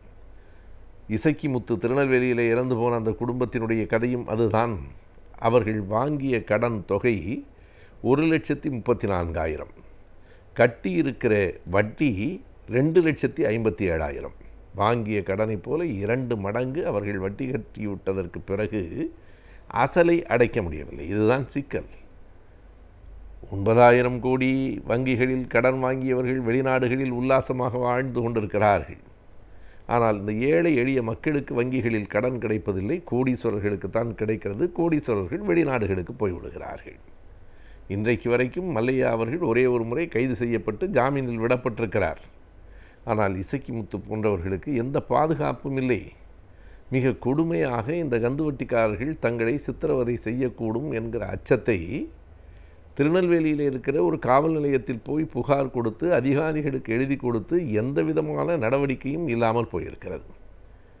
1,34,000 ரூபாய் கடன் வாங்கி 2,5 லட்சம் ரூபாய் வட்டி கட்டியதற்கு பிறகும் அந்த அசல் இன்னமும் அப்படியே இருக்கிறது, அதற்கு வட்டி வளர்ந்து கொண்டே போகிறது என்று அச்சுறுத்துவது எத்தனை பெரிய கொடுமையான செய்தி. 2003இல் அப்படி ஒரு சட்டம் இயற்றப்பட்டதே தவிர நடைமுறையில் அதனால் பாதிக்கப்பட்ட கந்துவட்டிக்காரர்கள் எத்தனை பேர்? கந்துவட்டிக்காரர்களிடம் கடன் வாங்கியவர்கள்தான் பாதிக்கப்பட்டிருக்கிறார்களே தவிர கடன் கொடுத்தவர்கள் பாதிக்கப்படவில்லை. 2014ஆம் ஆண்டு உயர்நீதிமன்றம் தானாக முன்வந்து இந்த சூமோட்டோ கேஸ் என்று சொல்லுவார்கள். யாரும் வழக்கு தொடுக்காமல் நீதிமன்றமே வழக்கை தொடுப்பது, தானாக முன்வந்து ஒரு வழக்கை பதிவு செய்து தமிழக அரசிடம் ஒரு விளக்கம் கேட்டது. கந்து வட்டியின் கொடுக்கிறவர்கள் இன்னமும் நாட்டில் கூடுதலாக இருந்து கொண்டிருக்கிறார்களே, அவர்கள் மீது அரசு என்ன நடவடிக்கை எடுக்கிறது? அப்படிப்பட்டவர்களை ஏன் குண்டர் சட்டத்தில் உள்ளே சிறையில் போடவில்லை என்று உயர்நீதிமன்றம் கேட்டிருக்கிறது. அதாவது அப்படிப்பட்டவர்களுக்காக தொடங்கப்பட்டது தான் அந்த குண்டர் சட்டம் என்பதை எம்ஜிஆரினுடைய காலத்தில் 1980களில் அது கொண்டு வரப்பட்டது. கஞ்சா போதைப் பொருள்களை கடத்துகிறவர்கள், கந்து வட்டிக்கு கொடுக்கிறவர்கள், இவர்களை போடுவதற்காகத்தான் அந்த குண்டர் சட்டம் என்று வந்தது. பிறகு அது திருட்டு விசிடி வைத்திருக்கிறவர்களுக்கும் அது பொருந்தும் என்று 2000களில் வந்தது. ஆனால் அப்படி குண்டர் சட்டத்தில் யாரையும் நீங்கள் கைது செய்யவில்லையே ஏன் என்று உயர்நீதிமன்றம் கேட்கிறது. யாரெல்லாம் அரசாங்கத்தை எதிர்க்கிறார்களோ அவர்களுக்கு இந்த குண்டர் சட்டம் பயன்படுத்தப்படுகிறது. கடற்கரையில் நினைவஞ்சலியாக மெழுகுவத்தி ஏற்றினால் அவர்கள் மீது குண்டர் சட்டம் பாய்கிறது. ஆனால் கந்து வட்டி கொடுக்கிறவர்கள் மகிழ்ச்சியாக இருக்கிறார்கள், அவர்கள் மீது எந்த சட்டமும் பாயவில்லை என்பது எந்த விதத்திலும் ஏற்றுக்கொள்ளக்கூடியதாக இல்லை என்பதை இன்றைக்கு நாடும் மக்களும் உணரத் தொடங்கியிருக்கிறார்கள். அதற்கு 4 உயிர்கள் பலி கொடுக்க வேண்டியிருக்கிறது. 4 உயிர்கள் என்பது இப்போது நிகழ்ந்தது. நான் முதலில் குறிப்பிட்டது போல தொடர்ந்து நூற்றுக்கணக்கானவர்கள் இந்த கந்துவட்டி கொடுமையால் தங்களை தொடர்ந்து இழந்து கொண்டிருக்கிறார்கள். இவர்களுக்கெல்லாம் என்ன மாற்று? இதற்கெல்லாம் என்ன தீர்வு? எப்போது அரசாங்கம் விழித்து கொள்ளும்? எப்போது மக்களுக்கு வங்கிகள் கடன் கொடுக்கும்? கடன் வாங்குவது என்பதை தவிர்க்க முடியாமல் தான், வேறு வழி இல்லாமல் தான் மருத்துவத்திற்காக, கல்விக்காக, தங்களின் பிள்ளைகளினுடைய எதிர்காலத்திற்காக இப்படிப்பட்ட கந்துவட்டிக்காரர்களிடம் போய் பணத்தை வாங்குகிறார்கள். கந்துவட்டிக்காரர்கள் என்னென்ன செய்வார்கள் நடைமுறையிலே என்பதை ஓரளவுக்கு நாம் அறிவோம். 2 காசோலைகளில் அவர்கள் கையெழுத்து பெற்றுக்கொள்வார்கள் என்று சொல்லுகிறார்கள். ஒன்று எவ்வளவு தொகை வாங்கியிருக்கிறீர்களோ அந்த தொகைக்கான காசோலை, இன்னொன்று தொகை நிரப்பப்படாத காசோலை. எப்போது வேண்டுமானாலும் 2வது காசோலையை அவர்கள் ஒரு பெரிய ஆயுதமாக சட்டப்படியும் பயன்படுத்த முடியும். முதல் காசோலை முடிந்ததற்கு பிறகு, கட்டி முடித்ததற்கு பிறகு அதனை திருப்பி தருவார்களே தவிர 2வது காசோலை தொலைந்து போய்விட்டது என்று பல இடங்களில் சொல்லிவிடுவது உண்டு. இப்படி ஈவு இரக்கமே இல்லாமல் ஏழைகளை பிழிந்து அவர்களிடத்திலிருந்து அநியாய வட்டி வாங்கி கொழுத்து கொண்டிருக்கிறவர்களை அரசாங்கம் பார்த்து கொண்டிருக்கிறது என்றால் இது யாருடைய அரசாங்கம் என்கிற கேள்வி எழுகிறது. இதிலே ஒரு கட்சியினுடைய தலைவர் சொல்கிறார், பக்தி இல்லாமல் போய்விட்டதால் தான், ஆன்மீகம் குறைந்து விட்டதால் தான் இப்படி கந்துவட்டி கரைக்காரர்கள் வந்து கொண்டிருக்கிறார்கள் என்று சொல்லுகிறார். என்ன வேடிக்கை என்றால், கந்து வட்டிக்கு கொடுக்கிறவர்களை யாரை வேண்டுமானாலும் அவர்களின் அலுவலகங்களில் போய் பாருங்கள், ஊரில் இருக்கிற அத்தனை சாமி படங்களும் அங்கே தான் இருக்கும். குலதெய்வத்தின் படம் மிக பெரிதாக இருக்கும். வருடத்துக்கு ஒரு முறையாவது கெடா வெட்டி விருந்து கொடுப்பார்கள். அனைத்து பக்தி பரவசங்களும் இருக்கும். இப்படி அநியாய வட்டி கொடுக்கிறவர்களின் நெற்றியில் பெரிய மத குறியீடுகள், பெரிய பொட்டு எல்லாம் இருக்கும். அவர்கள் வருகிறவர்களுக்கெல்லாம் வேறு பூஜை செய்து அந்த பொறிகடலை வேறு கொடுப்பார்கள். இவை அத்தனையும் நடக்கிறதா இல்லையா என்று பாருங்கள். பக்தி கூடினால் கந்து வட்டி குறையும் என்றால், கந்து வட்டிக்காரர்கள் அத்தனை பேரும் பக்திமான்களாகத்தான் இருக்கிறார்கள். எத்தனை பகுத்தறிவாளர்கள், எத்தனை நாத்தியவாதிகள் கந்து வட்டிக்காரர்களாக இருக்கிறார்கள். எனவே அப்படியே உண்மைகளை புரட்டி போட்டும் மாற்றியும் சொல்லி கொண்டிருக்கிற இந்த காலகட்டத்தில் இந்த கொடுமைகள் அவர்கள் பக்திமான்களா பகுத்தறிவாளர்களா என்பது அல்ல சிக்கல். அப்படி சொல்லப்படுகிற காரணத்தினாலே இந்த உண்மையையும் நாம் சொல்ல வேண்டியிருக்கிறது. எது உடனடி தேவை என்றால், அவர்கள் யாராக இருந்தாலும், எந்த கட்சியை சார்ந்தவர்களாக இருந்தாலும், எந்த கருத்தை கொண்டவர்களாக இருந்தாலும், கந்து வெட்டிக்காரர்கள் கைது செய்யப்பட வேண்டும். இந்த நடவடிக்கை தடுக்கப்பட வேண்டும். இந்த அரசு மக்களுக்கான அரசாக இருக்க வேண்டும். குறைந்தது செயல்படுகிற அரசாகவாவது இருக்க வேண்டும் என்பதைத்தான் இசக்கி முத்துவும் அவர் குடும்பத்தினரும் தங்கள் உயிரை கொடுத்து நாட்டுக்கு உணர்த்தியிருக்கிறார்கள். பொழுதுபோக்கிற்காக இணையதளத்தை பயன்படுத்தி கொண்டிருக்கும் நாம் குறைந்த முதலீட்டை கொண்டு அதிக லாபம் எப்படி பெறலாம் என்பதை பற்றி சில நாட்களாகவே இந்த பகுதி மூலமாக அறிந்து வருகிறோம். அந்த வகையில் இன்றைக்கும் சில தகவல்களை பற்றி தெரிந்து கொள்ளலாம். நிகழ்ச்சியில் அடுத்த பகுதியாக வரவிருப்பது ஆலோசனை நேரத்தில் வணிகம் பகுதி.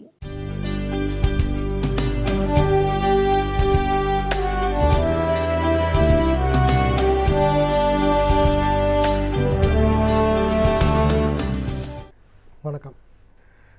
இந்த நிகழ்ச்சியின் வழியாக நம்ம ஒரு வாரமும் தொழில் சம்மந்தப்பட்ட ஆலோசனைகளையும், தொழிலுக்கு தேவையான ஒரு பணம் சம்மந்தப்பட்ட ஆலோசனைகள், எப்படி பணம் வாங்கலாம், என்ன மாதிரி முதலீடு வாங்கலாம், எப்படி பிஸ்னஸை டெவலப் பண்ணணும், ஒரு பிரச்சனைகள் பிஸ்னஸில் வந்தால் எப்படி ஃபேஸ் பண்ணலாங்கிறத எவ்ரி வீக் ஆல்மோஸ்ட் ஒரு 30-40 வீக்ஸாக நம்ம பேசிட்டு வந்துட்டுருக்கோம்.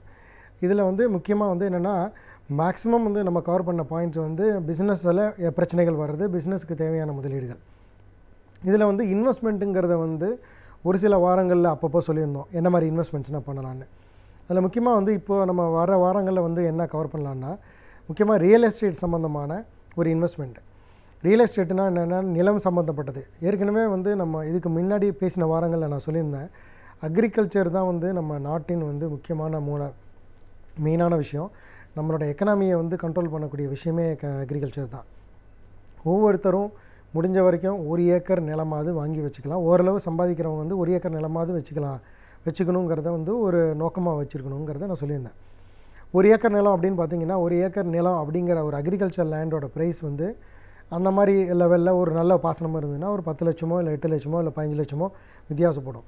இதே பிளாட்டு மாதிரி இருந்து இதை பிளாட்டாக கன்வெர்ட் பண்ண போகிறதா இருந்தால் தான் இதோட நிலத்தோட மதிப்பு அதிகமாக இருக்கும்.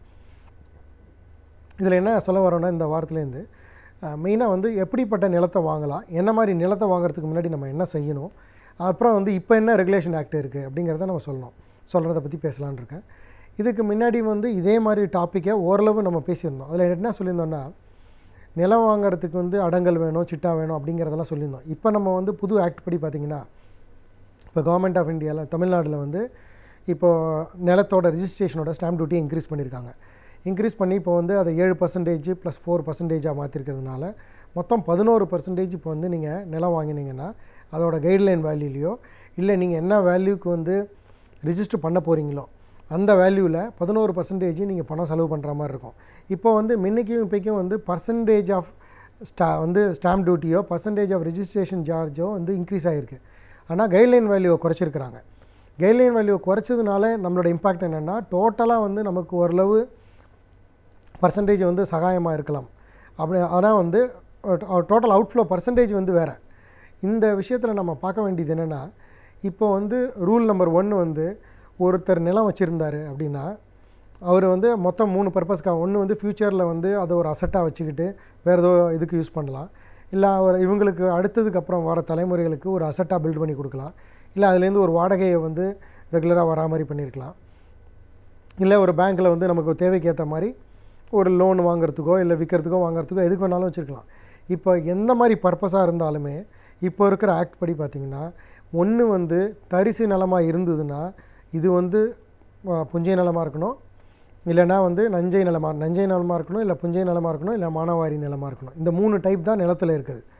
இப்போ முதல்ல வந்து ரூல் நம்பர் 1, நீங்கள் வந்து உங்கள்கிட்ட ஒரு லேண்ட் இருக்குது, அந்த அது வந்து ஒரு பிளாட் ஒருத்தட்ட வாங்கியிருக்கீங்க, அந்த பிளாட்டை இப்போ வந்து என்னால் விற்க முடியுமா, இல்லை எனக்கு வந்து ஒரு பணம் தேவைன்னா ப்ளெஜ் பண்ண முடியுமா அப்படின்னீங்கன்னா, இப்போ கண்டிப்பாக வந்து டிடிசிபி அப்ரூவல் இருந்தால் மட்டும்தான் அந்த நிலத்தை ப்ளெஜ்ஜோ இல்லை வந்து இதுவோ பண்ண முடியும். ஏன் அப்படின்னா இதில் ஒரு சில பேர் ரிலாக்ஸேஷன் கொடுக்குறாங்க, அதை பற்றி நான் பேசலை. நான் சொல்கிறது வந்து ஓவரால் விஷயத்தை பற்றி பேசிகிட்ருக்கேன். இதில் எதுவும் ப்ளஸ் மைனஸ் வந்து பர்சன்டேஜ்லேயோ இல்லை சொன்ன அணுகுமுறையில் குறைச்சலோ கூடவோ இருந்ததுன்னா அதை வந்து பெரிய விஷயமாக எடுத்துக்க வேண்டாம். ஓவரால் கான்செப்டை மட்டும் நீங்கள் புரிஞ்சுக்கிட்டிங்கன்னா போகிறோம். என்னென்னா இப்போ நீங்கள் நிலம் வாங்கியிருக்கீங்க, அப்போ ஏற்கனவே வந்து நம்மள்ட்ட டிடிசிபி அப்ரூவல் இல்லை. ஏன்னா அப்போ நம்ம வாங்கின டைமில் ஒரு பஞ்சாயத்து அப்ரூவலாக இருக்கலாம், இல்லை சாதாரண ஒரு அப்ரூவல் போட்டு பிளாட் போட்டு ஒருத்தனேருந்து நம்ம வாங்கியிருக்கலாம். அப்படி வாங்கியிருந்தோன்னா இன்றைக்கி டேட்டுக்கு விற்கவும் முடியாது, ப்ளெஜ்ஜும் பண்ண முடியாது. கவர்மெண்ட்டில் வந்து இன்னொரு 1.5 மாதம் வந்து டைம் கொடுத்துருக்குறாங்க. இன்னொரு 1 மாதத்துக்குள்ளே இதை வந்து பணத்தை கட்டி ரெகுலரைசேஷன் பண்ணிக்கலைன்னா உங்களால் எதுவுமே பண்ண முடியாது அப்படின்னு நம்ம சொல்லியிருக்காங்க. ஸோ அதனால் இப்போ பார்த்திங்கன்னா, ஆனாலும் அதுக்கு வந்து அதிகப்படியான ரெஸ்பான்ஸ் இருக்கா இல்லையாங்கிறது நமக்கு தெரியல. பட் இது வந்து முறைப்படுத்துறதுக்கு ஒரு வழி. இந்த மாதிரி ஒரு ஆக்ட் வந்து எல்லாருமே கம்பல்சரியாக டைரக்டர் ஆஃப் டவுன் பிளானிங் அப்படிங்கிறதுல போய் ரிஜிஸ்டர் பண்ணணுங்கிற முறைக்காக தான் பண்ணியிருக்காங்க. ப்ரீவியஸாக பார்த்திங்கன்னா ஒரு நிலமும் வந்து இப்போது ஒரு வில்லேஜில் இருந்தாங்கன்னா அங்கே இருக்கிற பஞ்சாயத்து அப்ரூவல் வாங்கியிருப்பாங்க, டவுன் லிமிட்டாக இருந்தால் அங்கேருந்து பிளாக் டெவலப்மெண்ட்டில் வாங்கியிருப்பாங்க, இல்லை சிட்டியாக இருந்ததுன்னா டிடிசிபியில் வாங்கியிருப்பாங்க, சிஎம்டியில் சென்னையாக இருந்ததுன்னா சிஎம்டியில் வாங்கியிருப்பாங்க. ஸோ அப்படி இருக்கிறத மாற்றி டோட்டலாக டிடிசிபின்னு கொண்டு வந்ததுனால ஒரே கண்ட்ரோலுக்குள்ளே எல்லோரும் வரா மாதிரி கொண்டு வந்திருக்கிறாங்க. இப்போ நீங்கள் வந்து முக்கியமாக செய்ய வேண்டியது, ஒவ்வொருத்தரும் அவங்களோட நிலத்தை வந்து முதல்ல ரெகுலரைசேஷன் பண்ணி வச்சுக்கலன்னா ஃப்யூச்சரில் வந்து வாங்கிறது விற்கிறதுல கஷ்டப்படுவோம். ரெண்டாவது வந்து உங்களோட ரெவென்யூ ரெக்கார்ட்ஸை 100% சரி பண்ணி வச்சுக்கோங்க. ரெவென்யூ ரெக்கார்ட்ஸுங்கிறத நான் ஏற்கனவே இதை பற்றி சொல்லியிருந்தேன். ஈஸி போட்டு பார்க்குறதுங்கிறது இதோட ஓனர் யார் இருக்காங்கிறது தான் தெரிஞ்சுக்கலாமே தவிர இதில் எதுவும் ப்ளெஜ் இருக்கான்னு தெரிஞ்சுக்கலாமே தவிர ரெவென்யூ ரெக்கார்ட்ஸுங்கிறது வந்து நம்ம கவர்மெண்ட்டுக்கு பணம் கட்டினக்கூடிய டாக்குமெண்ட் ரிஜிஸ்டரில் மட்டும்தான் நம்ம தான் ஓனருங்கிறத தெளிவுபடுத்தக்கூடிய விஷயங்கள் இருக்கும். நீங்கள் வந்து ஒரு வருஷத்துக்கு ஒரு தடவை பேமெண்ட்டு வந்து ப்ராப்பர்ட்டி டேக்ஸோ இல்லை வந்து வாட்டர் டேக்ஸு இது மாதிரி என்னென்ன விதத்தில் நீங்கள் கவர்மெண்ட்டுக்கு வரி கட்டியிருக்கீங்களோ இதுதான் ரெவென்யூ ரெக்கார்ட்ஸில் வரக்கூடிய விஷயம்.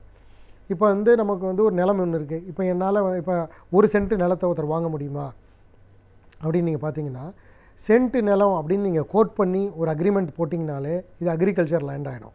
ஸ்கொயர் ஃபீட்டாக இருந்தால் மட்டும்தான் இதை ஒரு பிளாட்டாக வந்து கன்சிடர் பண்ணுவாங்க ஜென்ரலாக. ஸோ நான் சொல்கிறது ஜென்ரலுங்கிற வேர்டை பார்த்துக்காங்க, இதுதான் வந்து ரூலில் வரக்கூடிய விஷயம். அப்படி இருக்கும்போது இப்போ ஏற்கனவே இப்போ நீங்கள் என்னால் 1 சென்ட் நிலத்தை வாங்க முடியுமான்னா யாராவது ஒருத்தர் 1 சென்ட் நிலத்தை விற்றாருன்னா கண்டிப்பாக நம்மளால் அதை இப்போ வாங்க முடியாது. அது அக்ரிகல்ச்சர் லேண்டுன்னா அக்ரிகல்ச்சர் லேண்டாக வேணால் நீங்கள் வாங்கிக்கலாம். ஆனால் வாங்கும்போதே அவங்க கிளியராக சொல்லிவிடுவாங்க, கட்டடம் எதுவும் கட்டுறதுக்கு உண்டான பர்மிஷன் கொடுக்க மாட்டாங்க. வேணால் ஒரு ஷெட்டு வைக்கலாமே தவிர குறைச்ச அளவு நிலத்தை வாங்கி அதில் வீடு கட்டியோ இல்லை வாடகைக்கு விடுறதோ எதுவுமே பண்ண முடியாது. இதுக்கு அடுத்தது வந்து இதே 1 சென்ட் நிலத்தை நான் வாங்கினா எப்படி வாங்கினா நம்மளால் வீடு கட்ட முடியும் அப்படின்னிங்கன்னா அதை ஸ்கொயர் ஃபீட்டாக இருக்கணும். ரெண்டாவது அதுக்கு கவர்மெண்ட்டில் அப்ரூவல் இருக்கணும். ஒருத்தர் நம்மள்ட்ட இன்னொரு நிலத்தை விற்கிறாருன்னா அவர் கம்பல்சரியாக யார் விற்கிறாரோ அவர் வந்து அந்த நிலத்துக்கு உண்டான கவர்மெண்ட் அப்ரூவலை வாங்கி விற்க வேண்டியது அவரோட பொறுப்பு. நம்ம வாங்குறவங்க வந்து கிளியரான டைட்டிலை மட்டும்தான் வாங்க முடியும். இப்போ முன்னைக்கும் இப்போக்கும் என்ன வித்தியாசம், என்ன பிரச்சனை அப்படின்னிங்கன்னா, முன்னாடி வந்து யார் வேணால் நிலத்தை விற்கலாம், யார் வேணாலும் வாங்கிக்கலாம், எப்படி இருந்தாலும் அதை பற்றி பிரச்சனை இல்லை. இப்போயும் யார் வேணால் விற்கலாம், யார் வேணால் வாங்கலாம். ஆனால் டிடிசிபி அப்ரூவல் இல்லாமல் நிலத்தை வாங்கினீங்கன்னா உங்களால் வீடு கட்ட முடியாது. 100% உங்களுக்கு பர்மிஷன் கிடையவே கிடையாது. டிடிசிபி அப்ரூவல் இல்லாமல் நிலம் அப்படின்னிங்கன்னா உங்களோட நிலம் இருக்குது ஏற்கனவே, அதில் வீடு கட்டுறதுக்கு முன்னாடியே அப்ரூவல் வாங்கி அந்த மாதிரி ரிஜிஸ்டர் பண்ணியிருந்தீங்கன்னா அதை வந்து விற்கலாம். ஆனால் வெறும் தரிசு நிலமாக இருக்குது, அந்த தரிசு நிலத்தை இன்னொருத்தருக்கு வீடு கட்டுறதுக்கோ இல்லை ஒரு கமர்ஷியலுக்கோ விற்கிறீங்கன்னா அந்த நிலத்தை ரிஜிஸ்டர் பண்ண விட மாட்டாங்க. அப்போது வந்து நீங்கள் வந்து ரெகுலரைசேஷன் ஸ்கீமில் பண்ணி இதை அப்ரூவல் பண்ணால் தான் பண்ண முடியும். இதுக்கப்புறம் எதுவாக இருந்தாலும் யார் வந்து நிலத்தை விற்றாலும் கண்டிப்பாக அவங்க டிடிசிபி அப்ரூவல் இருந்தால் மட்டும்தான் விற்க முடியும். சப்போஸ் உங்கள்கிட்ட அக்ரிகல்ச்சர் லேண்டு இருக்குது, ஆனால் வந்து விவசாய நிலம் இருக்குது, விவசாய நிலத்தை வந்து பிளாட்டாக மாற்றக்கூடாது அப்படிங்கிற ஒரு நோக்கத்தில் பண்ணியிருக்கிறாங்க. அப்படி மாற்றணும்னு நம்ம நினைக்கிறோம், உங்களால் விவசாயமே பண்ண முடியல, யாரோ ஒருத்தர்கிட்ட நீங்கள் வாங்கியிருக்கீங்க இல்லை யாரோ ஒருத்தர் விற்கிறாரு, அதை எப்படி வாங்கலாம்னு நினச்சிங்கன்னா அவர் கண்டிப்பாக டிடிசிபி அப்ரூவல் இருக்காங்கிறத வெரிஃபை பண்ணிக்கோங்க. லீகல் டாக்குமெண்ட்லாம் என்னென்ன அப்ரூவல் வாங்கியிருக்காரு, இந்த அப்ரூவல்லாம் இருந்ததுன்னா மட்டும்தான் நீங்கள் வாங்கலாம், இல்லைனா உங்களால் வீடு கட்ட முடியாது. வீடு கட்டுறதுக்கு உண்டான டிடிசிபி அப்ரூவல் இருந்ததுன்னா இன்னொரு நல்ல விஷயம் என்னென்னா, கவர்மெண்ட்டில் வந்து டிடிசிபி அப்ரூவல் கொடுத்துருக்கிறதுனால பேங்க்கில் வந்து நீங்கள் லோன் வாங்குறதுக்கு உண்டான நிறைய பாசிபிலிட்டிஸ் இருக்குது. ஓரளவு பேங்க்கில் வந்து கன்சிடர் பண்ணுவாங்க வீடு கட்டுறதுக்கு. ஸோ அது இல்லைன்னா பண்ண மாட்டாங்க. இப்போ வந்து ஒரு நிலம் வந்து உங்கள்கிட்ட அக்ரிகல்ச்சர் லேண்டாக இருக்குது, அதை யாரோ ஒருத்தங்க கன்வெர்ட் பண்ணுறாங்க, அதை வந்து பண்ண முடியல, விவசாயம் பண்ண முடியாத ஒரு சூழ்நிலையில் நான் சொல்கிறேன். அப்படி இருக்கும்போது அவர் வந்து அந்த நிலத்தை வந்து நஞ்சை நிலத்துலேருந்து புஞ்சை நிலமாக மாற்றணும். புஞ்சை நிலமாக மாற்றி அவரால் விவசாயம் பண்ண முடியலங்கிற ப்ரூஃபை அவர் சப்மிட் பண்ணணும். ப்ரூஃபை சப்மிட் பண்ணிவிட்டு அதுக்குண்டான வருவாய் கோட்டத்துலேயும் இல்லை பிளாக் டெவலப்மெண்ட்டில் எல்லாத்துலேயும் கொடுத்து டோப்போகிராஃபிக் பிளான் கொடுத்து அந்த அப்ரூவல் பண்ணால் மட்டும்தான் இந்த டிடிசி, அந்த அப்ரூவலுக்கு அப்ளை பண்ணால் மட்டும்தான் இந்த டிடிசி அப்ரூவல் கிடைக்கும். இந்த மெயினாக இதுலேருந்து பார்க்க வேண்டிய விஷயம் என்னென்னா, இந்த ரியல் எஸ்டேட் இன்வெஸ்ட்மெண்ட்ஸு அப்படிங்கிறது வந்து முன்னாடி வந்து எல்லாருக்கும் ஒரு சாதாரணமான ஒரு விஷயமா இருந்தது. படிச்சிருக்காங்களோ படிக்கலையோ யாராக இருந்தாலும் வாங்கி விற்கலான்னு. இப்போ வந்து என்னென்னா ஓரளவு ரெகுலரைசேஷன் பண்ணதுனால அதிகப்படியான அதாவது கெட்ட விஷயங்கள் நடக்கிறதுக்கு உண்டான வாய்ப்புகள் குறைவு. வேறு ஒருத்தரோட பிளாட்டை வந்து விற்கிறதோ, நடுவில் பார்த்திங்கன்னா கொஞ்ச நாள் முன்னாடி இந்த மாதிரி நிறைய டிரான்சாக்ஷன் நடந்தது. இதெல்லாம் இப்போ வந்து ஓரளவு அவாய்ட் ஆகிறதுக்கு உண்டான வாய்ப்புகள் இருக்குங்கிறத நம்ம நம்பலாம். ஸோ இதுலேருந்து என்னென்னா, இதுக்கு மேலே வர வாரங்களில் இன்னும் வந்து இதோட டீட்டெயிலாக வேறு என்னென்ன சப்ஜெக்ட் இதுக்குள்ளே போகலாம், எப்படி இன்வெஸ்ட்மெண்ட் அட்வைஸ் பண்ணலாம் ரியல் எஸ்டேட்டுங்கிறது பார்க்கலாம். நன்றி, வணக்கம். நாம் கற்றுக்கொண்ட பல தகவல்களை மற்றவர்களோடு பகிர்ந்து கொள்ளும் பொழுதுதான் அவை மற்றவர்களுக்கு பயனுள்ளதாக இருப்பதோடு நம்முடைய வாழ்க்கைக்கும் பயனுள்ளதாக அமைகிறது. அந்த வகையில் டாக்டர் கார்த்திகேயன் அவர்கள் இன்றைக்கு என்ன பயனுள்ள தகவல்களை நம்மிடையே பகிர்ந்து கொள்ள வந்திருக்கிறார் என்பதை கவனிக்கலாம். நிகழ்ச்சியில் நிறைவு பகுதியாக வரவிருப்பது கற்றலும் கற்பித்தலும்.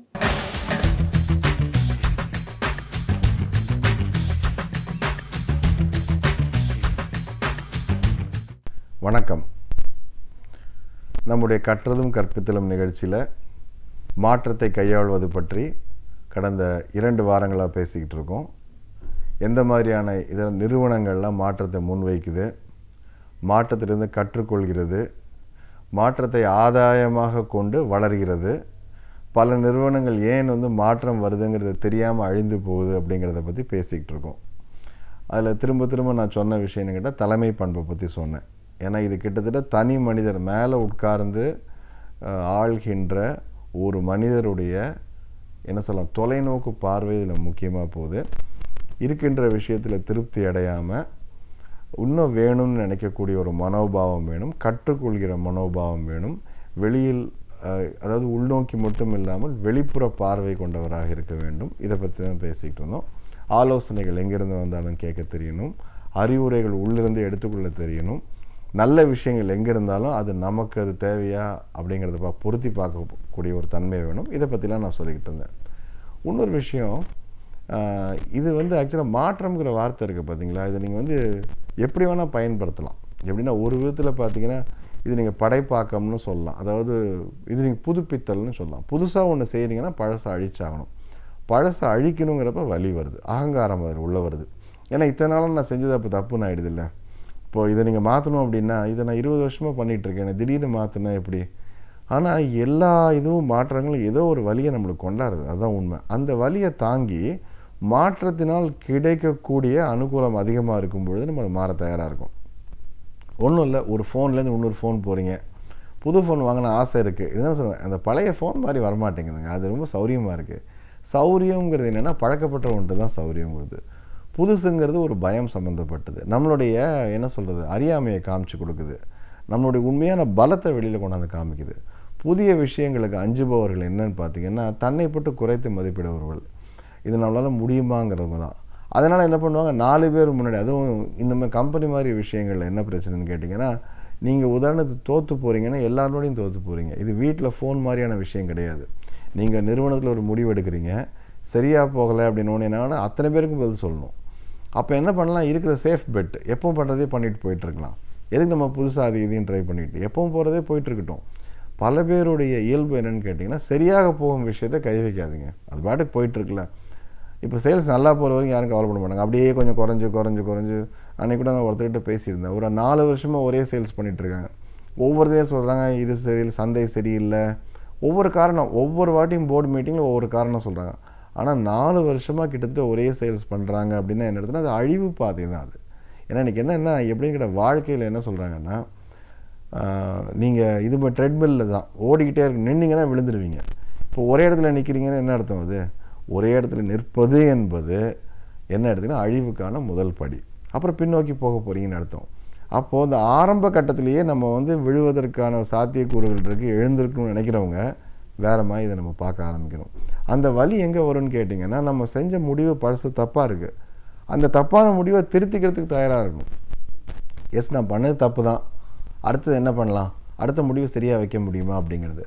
அப்போது இது அதிகமாக எங்கே இதுவாக முடியுதுன்னு கேட்டால் தலைமை பண்பு திருப்ப முடியுது. அதனால தான் இன்றைக்கி அதிகப்படியான முதலீடுகள் ஒரு நிறுவனம் செய்வது எதுக்குன்னு கேட்டிங்கன்னா கோச்சிங் அப்படின்னு சொல்கிறாங்க. யாருக்கு கோச் பண்ணுறாங்கன்னா, அந்த சிஇஓ இருக்கக்கூடிய அந்த டாப் பர்சன், ஓனர் லெவலில், எம்டி லெவலில் இருக்கக்கூடியவர்களுக்கு ஆலோசனை தேவைப்படுது. இப்போ ஏன் ஆலோசனை தேவைப்படுதுன்னா, அவர்கள் எடுக்கக்கூடிய முடிவு தான் அந்த முழு நிறுவனத்தையும் பாதிக்குது. அவருக்கு சொல்லக்கூடிய அளவுக்கு கீழே இருக்கவங்களுக்கு இது அதிகாரம் கிடையாது. தகுதிகள் இருந்தாலும் அதிகாரம் கிடையாது, சொல்ல முடியாது. அதே மாதிரி அது ஒரு மாதிரி ஸ்ட்ரக்சரலி ரொம்ப கஷ்டமான விஷயம், கீழே இருந்து மேலே சொல்ல முடியாது இல்லையா. எல்லா இடங்கள்லையும் அப்பாவுக்கு பையன் சொல்ல முடியாது. ஒரு சமயம் சொல்லலாம், பல சமயம் சும்மா உனக்கு என்ன தெரியும்னு சொல்லுவாங்க. அப்போ என்னன்னு கேட்டிங்கன்னா, இதை வெளியிலேருந்து வரக்கூடிய ஒரு ஆலோசனை, அதே நேரத்தில் இது வேண்டாம்னா வேறு என்ன செய்யலான்னு சொல்கிறதுக்கும், இது ஒவ்வொரு விஷயத்துங்களுக்கும் இல்லாமல் தன்னை வேறு விதமாக தயார்படுத்தி கொள்வதற்கு. முன்னே ட்ரைனிங்கில் நிறையா இன்வெஸ்ட் பண்ணிட்டு இருந்தாங்க, இப்போ எதில் இன்வெஸ்ட் பண்ணாங்கன்னா கோச்சிங்கில் பண்ணுறாங்க. இந்த மாதிரி தனி மனித 1-on-1 நேருக்கு நேர் ஆலோசனை செய்து அவர்களுடைய நடத்தை, அவர்களுடைய ஆளுமை சம்பந்தப்பட்ட முடிவுகள், அதாவது பயத்தை போக்குதலிருந்து, இதில் பாதுகாப்பின்மையிலேருந்து எடுத்து சரியான முடிவுகளை, சரியான இலக்குகளை நிர்ணயித்து மனித உறவுகளை கொண்டு நல்ல முடிவுகள் எடுக்க வைப்பது என்பது தனி மனித விஷயங்க. அப்போது ஒரு காலத்து எப்படி நம்ம இதெல்லாம் கவுன்சிலிங் பண்ண மாதிரி இப்போ என்ன பண்ணாங்கன்னா, நிறுவனங்களுக்கு கோச்சிங் தேவைப்படுது. மாறுதல் வரணும்னா எங்கேருந்து வரணும், முக்கியமாக மேலே முதலாளிகிட்டேருந்து வரணும். முதலாளி மாறணும், முதலாளி மாறினா எல்லாமே மாறும். நீங்கள் மற்றவங்களெல்லாம் நல்ல ஆளுங்களை எடுத்து வச்சுட்டு கடைசியில் அவர் சொன்னது தான் செய்யணுங்கிறப்போ பல இடங்களில் பார்க்குறேன், பல இடங்களில் தொடர்ந்து பார்க்குறேன். ஒரு மிகப்பெரிய இதுவாக பல்கலைக்கழகமாக இருக்கும், அவங்களுக்கு ஏகப்பட்ட எல்லாம் இருக்கும், அவங்ககிட்ட இல்லாததே இருக்காது. வெளியிலேருந்து ஒரு 4-5 பேரை இவங்களை கூப்பிடுவாங்க, மிகப்பெரிய பேராசிரியர்கள் சேருவாங்க நல்ல சம்பளத்தில், 6 மாதத்தில் விட்டுட்டு போயிடுவாங்க. ஏன்னு கேட்டால், ஏன்னா அவங்கள வச்சு வேலை வாங்குறதுக்கு இவங்களுக்கு தெரியாது. திரும்பவும் எல்லாம் நடத்துகிற மாதிரி நடத்துனீங்க அப்படின்னா அப்புறம் அவங்க எதுக்கு உங்களுக்கு? இப்போது நல்ல உங்களுக்கு இவங்க பணியாளர்கள் வேணும், சிறந்த மனிதர்கள் உங்கள்கிட்ட வேலை செய்யணும். நீங்கள் முதல்ல சிறந்த மனிதராக இருக்கணும், அவர்கள்கிட்ட என்ன வாங்கணும்னு நமக்கு தெரியணும். இதுதான் பல இடங்களில் பிரச்சனை. இப்போ என்ன பண்ணுறோம் அப்படின்னு கேட்டிங்கன்னா, காசு சம்பாதிச்சதுனால நம்ம நினச்சிக்கிறோம் நம்மக்கிட்ட அதிகாரம் இருக்குது, காசு இருக்குது, யாரை வேணால் வேலைக்கு வைக்க முடியும். இப்போ யாரை வேணால் வேலைக்கு வச்சு எப்படி வேணால் நடத்திக்கலாம் அப்படிங்கிறது இருந்ததுன்னா, அதை என்ன சொல்ல தாங்குபவர்கள் வேறு இடத்திற்கு போகிறதுக்கு வழி இல்லாதவர்கள் இருப்பாங்க. வழி இருக்கவங்க என்ன பண்ணுவாங்க, போயிடுவாங்க. அவர்களுக்கு தேவை ஸ்டிமுலேஷன், இன்னும் கொஞ்சம் தீனி போடணும், இன்னும் கொஞ்சம் சவால்கள் கொடுக்கணும், இன்னும் கொஞ்சம் மாற்றங்களை கொடுத்து கையாள சொல்லணும், இன்னும் கொஞ்சம் படைப்பாக்கம் செய்யணும். இப்போ இதுக்கெல்லாம் இடமில்லாத ஒரு நிறுவனத்தில் சம்பளம் இருக்குங்கிறதுக்காக சேர்றவங்க முதல்ல தவறு செய்கிறவங்க. அப்படியே மீறி உள்ளே வந்துக்கிறதுக்காக என்ன பண்ணுவாங்கன்னா, இந்த இடம் நமக்கு சரிப்படாதுன்னு சொல்லி கிளம்பிடுறாங்க. அதனால தான் சொல்கிறேன், பணம் இருக்கும் காரணத்தினால் மட்டும் மாற்றத்தை செய்ய முடியாது. பல முதலாளி நினைப்பாங்க, பணம் இருந்தால் நம்ம நிறையா செய்யலாங்க, நம்ம இப்போ இருக்கிற நிலைமைக்கு இவ்வளோ தாங்க பண்ணுறது, இதுக்கு மேலே பண்ண முடியாதுங்க. பணம் என்னை பொறுத்தவரை எந்த விஷயத்துக்கும் தடையாக இருந்ததில்லை. நிதி பற்றாக்குறை அல்லது ஒரு நிதி நிர்வாக கொஞ்ச காலம்தான் உங்களை கஷ்டப்படுத்தும். ஆனால் நெடுங்காலம் உங்களை பாதிக்கக்கூடியது எதுன்னு கேட்டிங்கன்னா உங்களுடைய முடிவு எடுக்கும் திறன், உங்களுடைய டெசிஷன் மேக்கிங். முக்கியமான விஷயம், தலைவர் எப்படி முடிவெடுக்கிறாருங்கிறத பொறுத்து தான் மாற்றங்கள் உருவாகும்.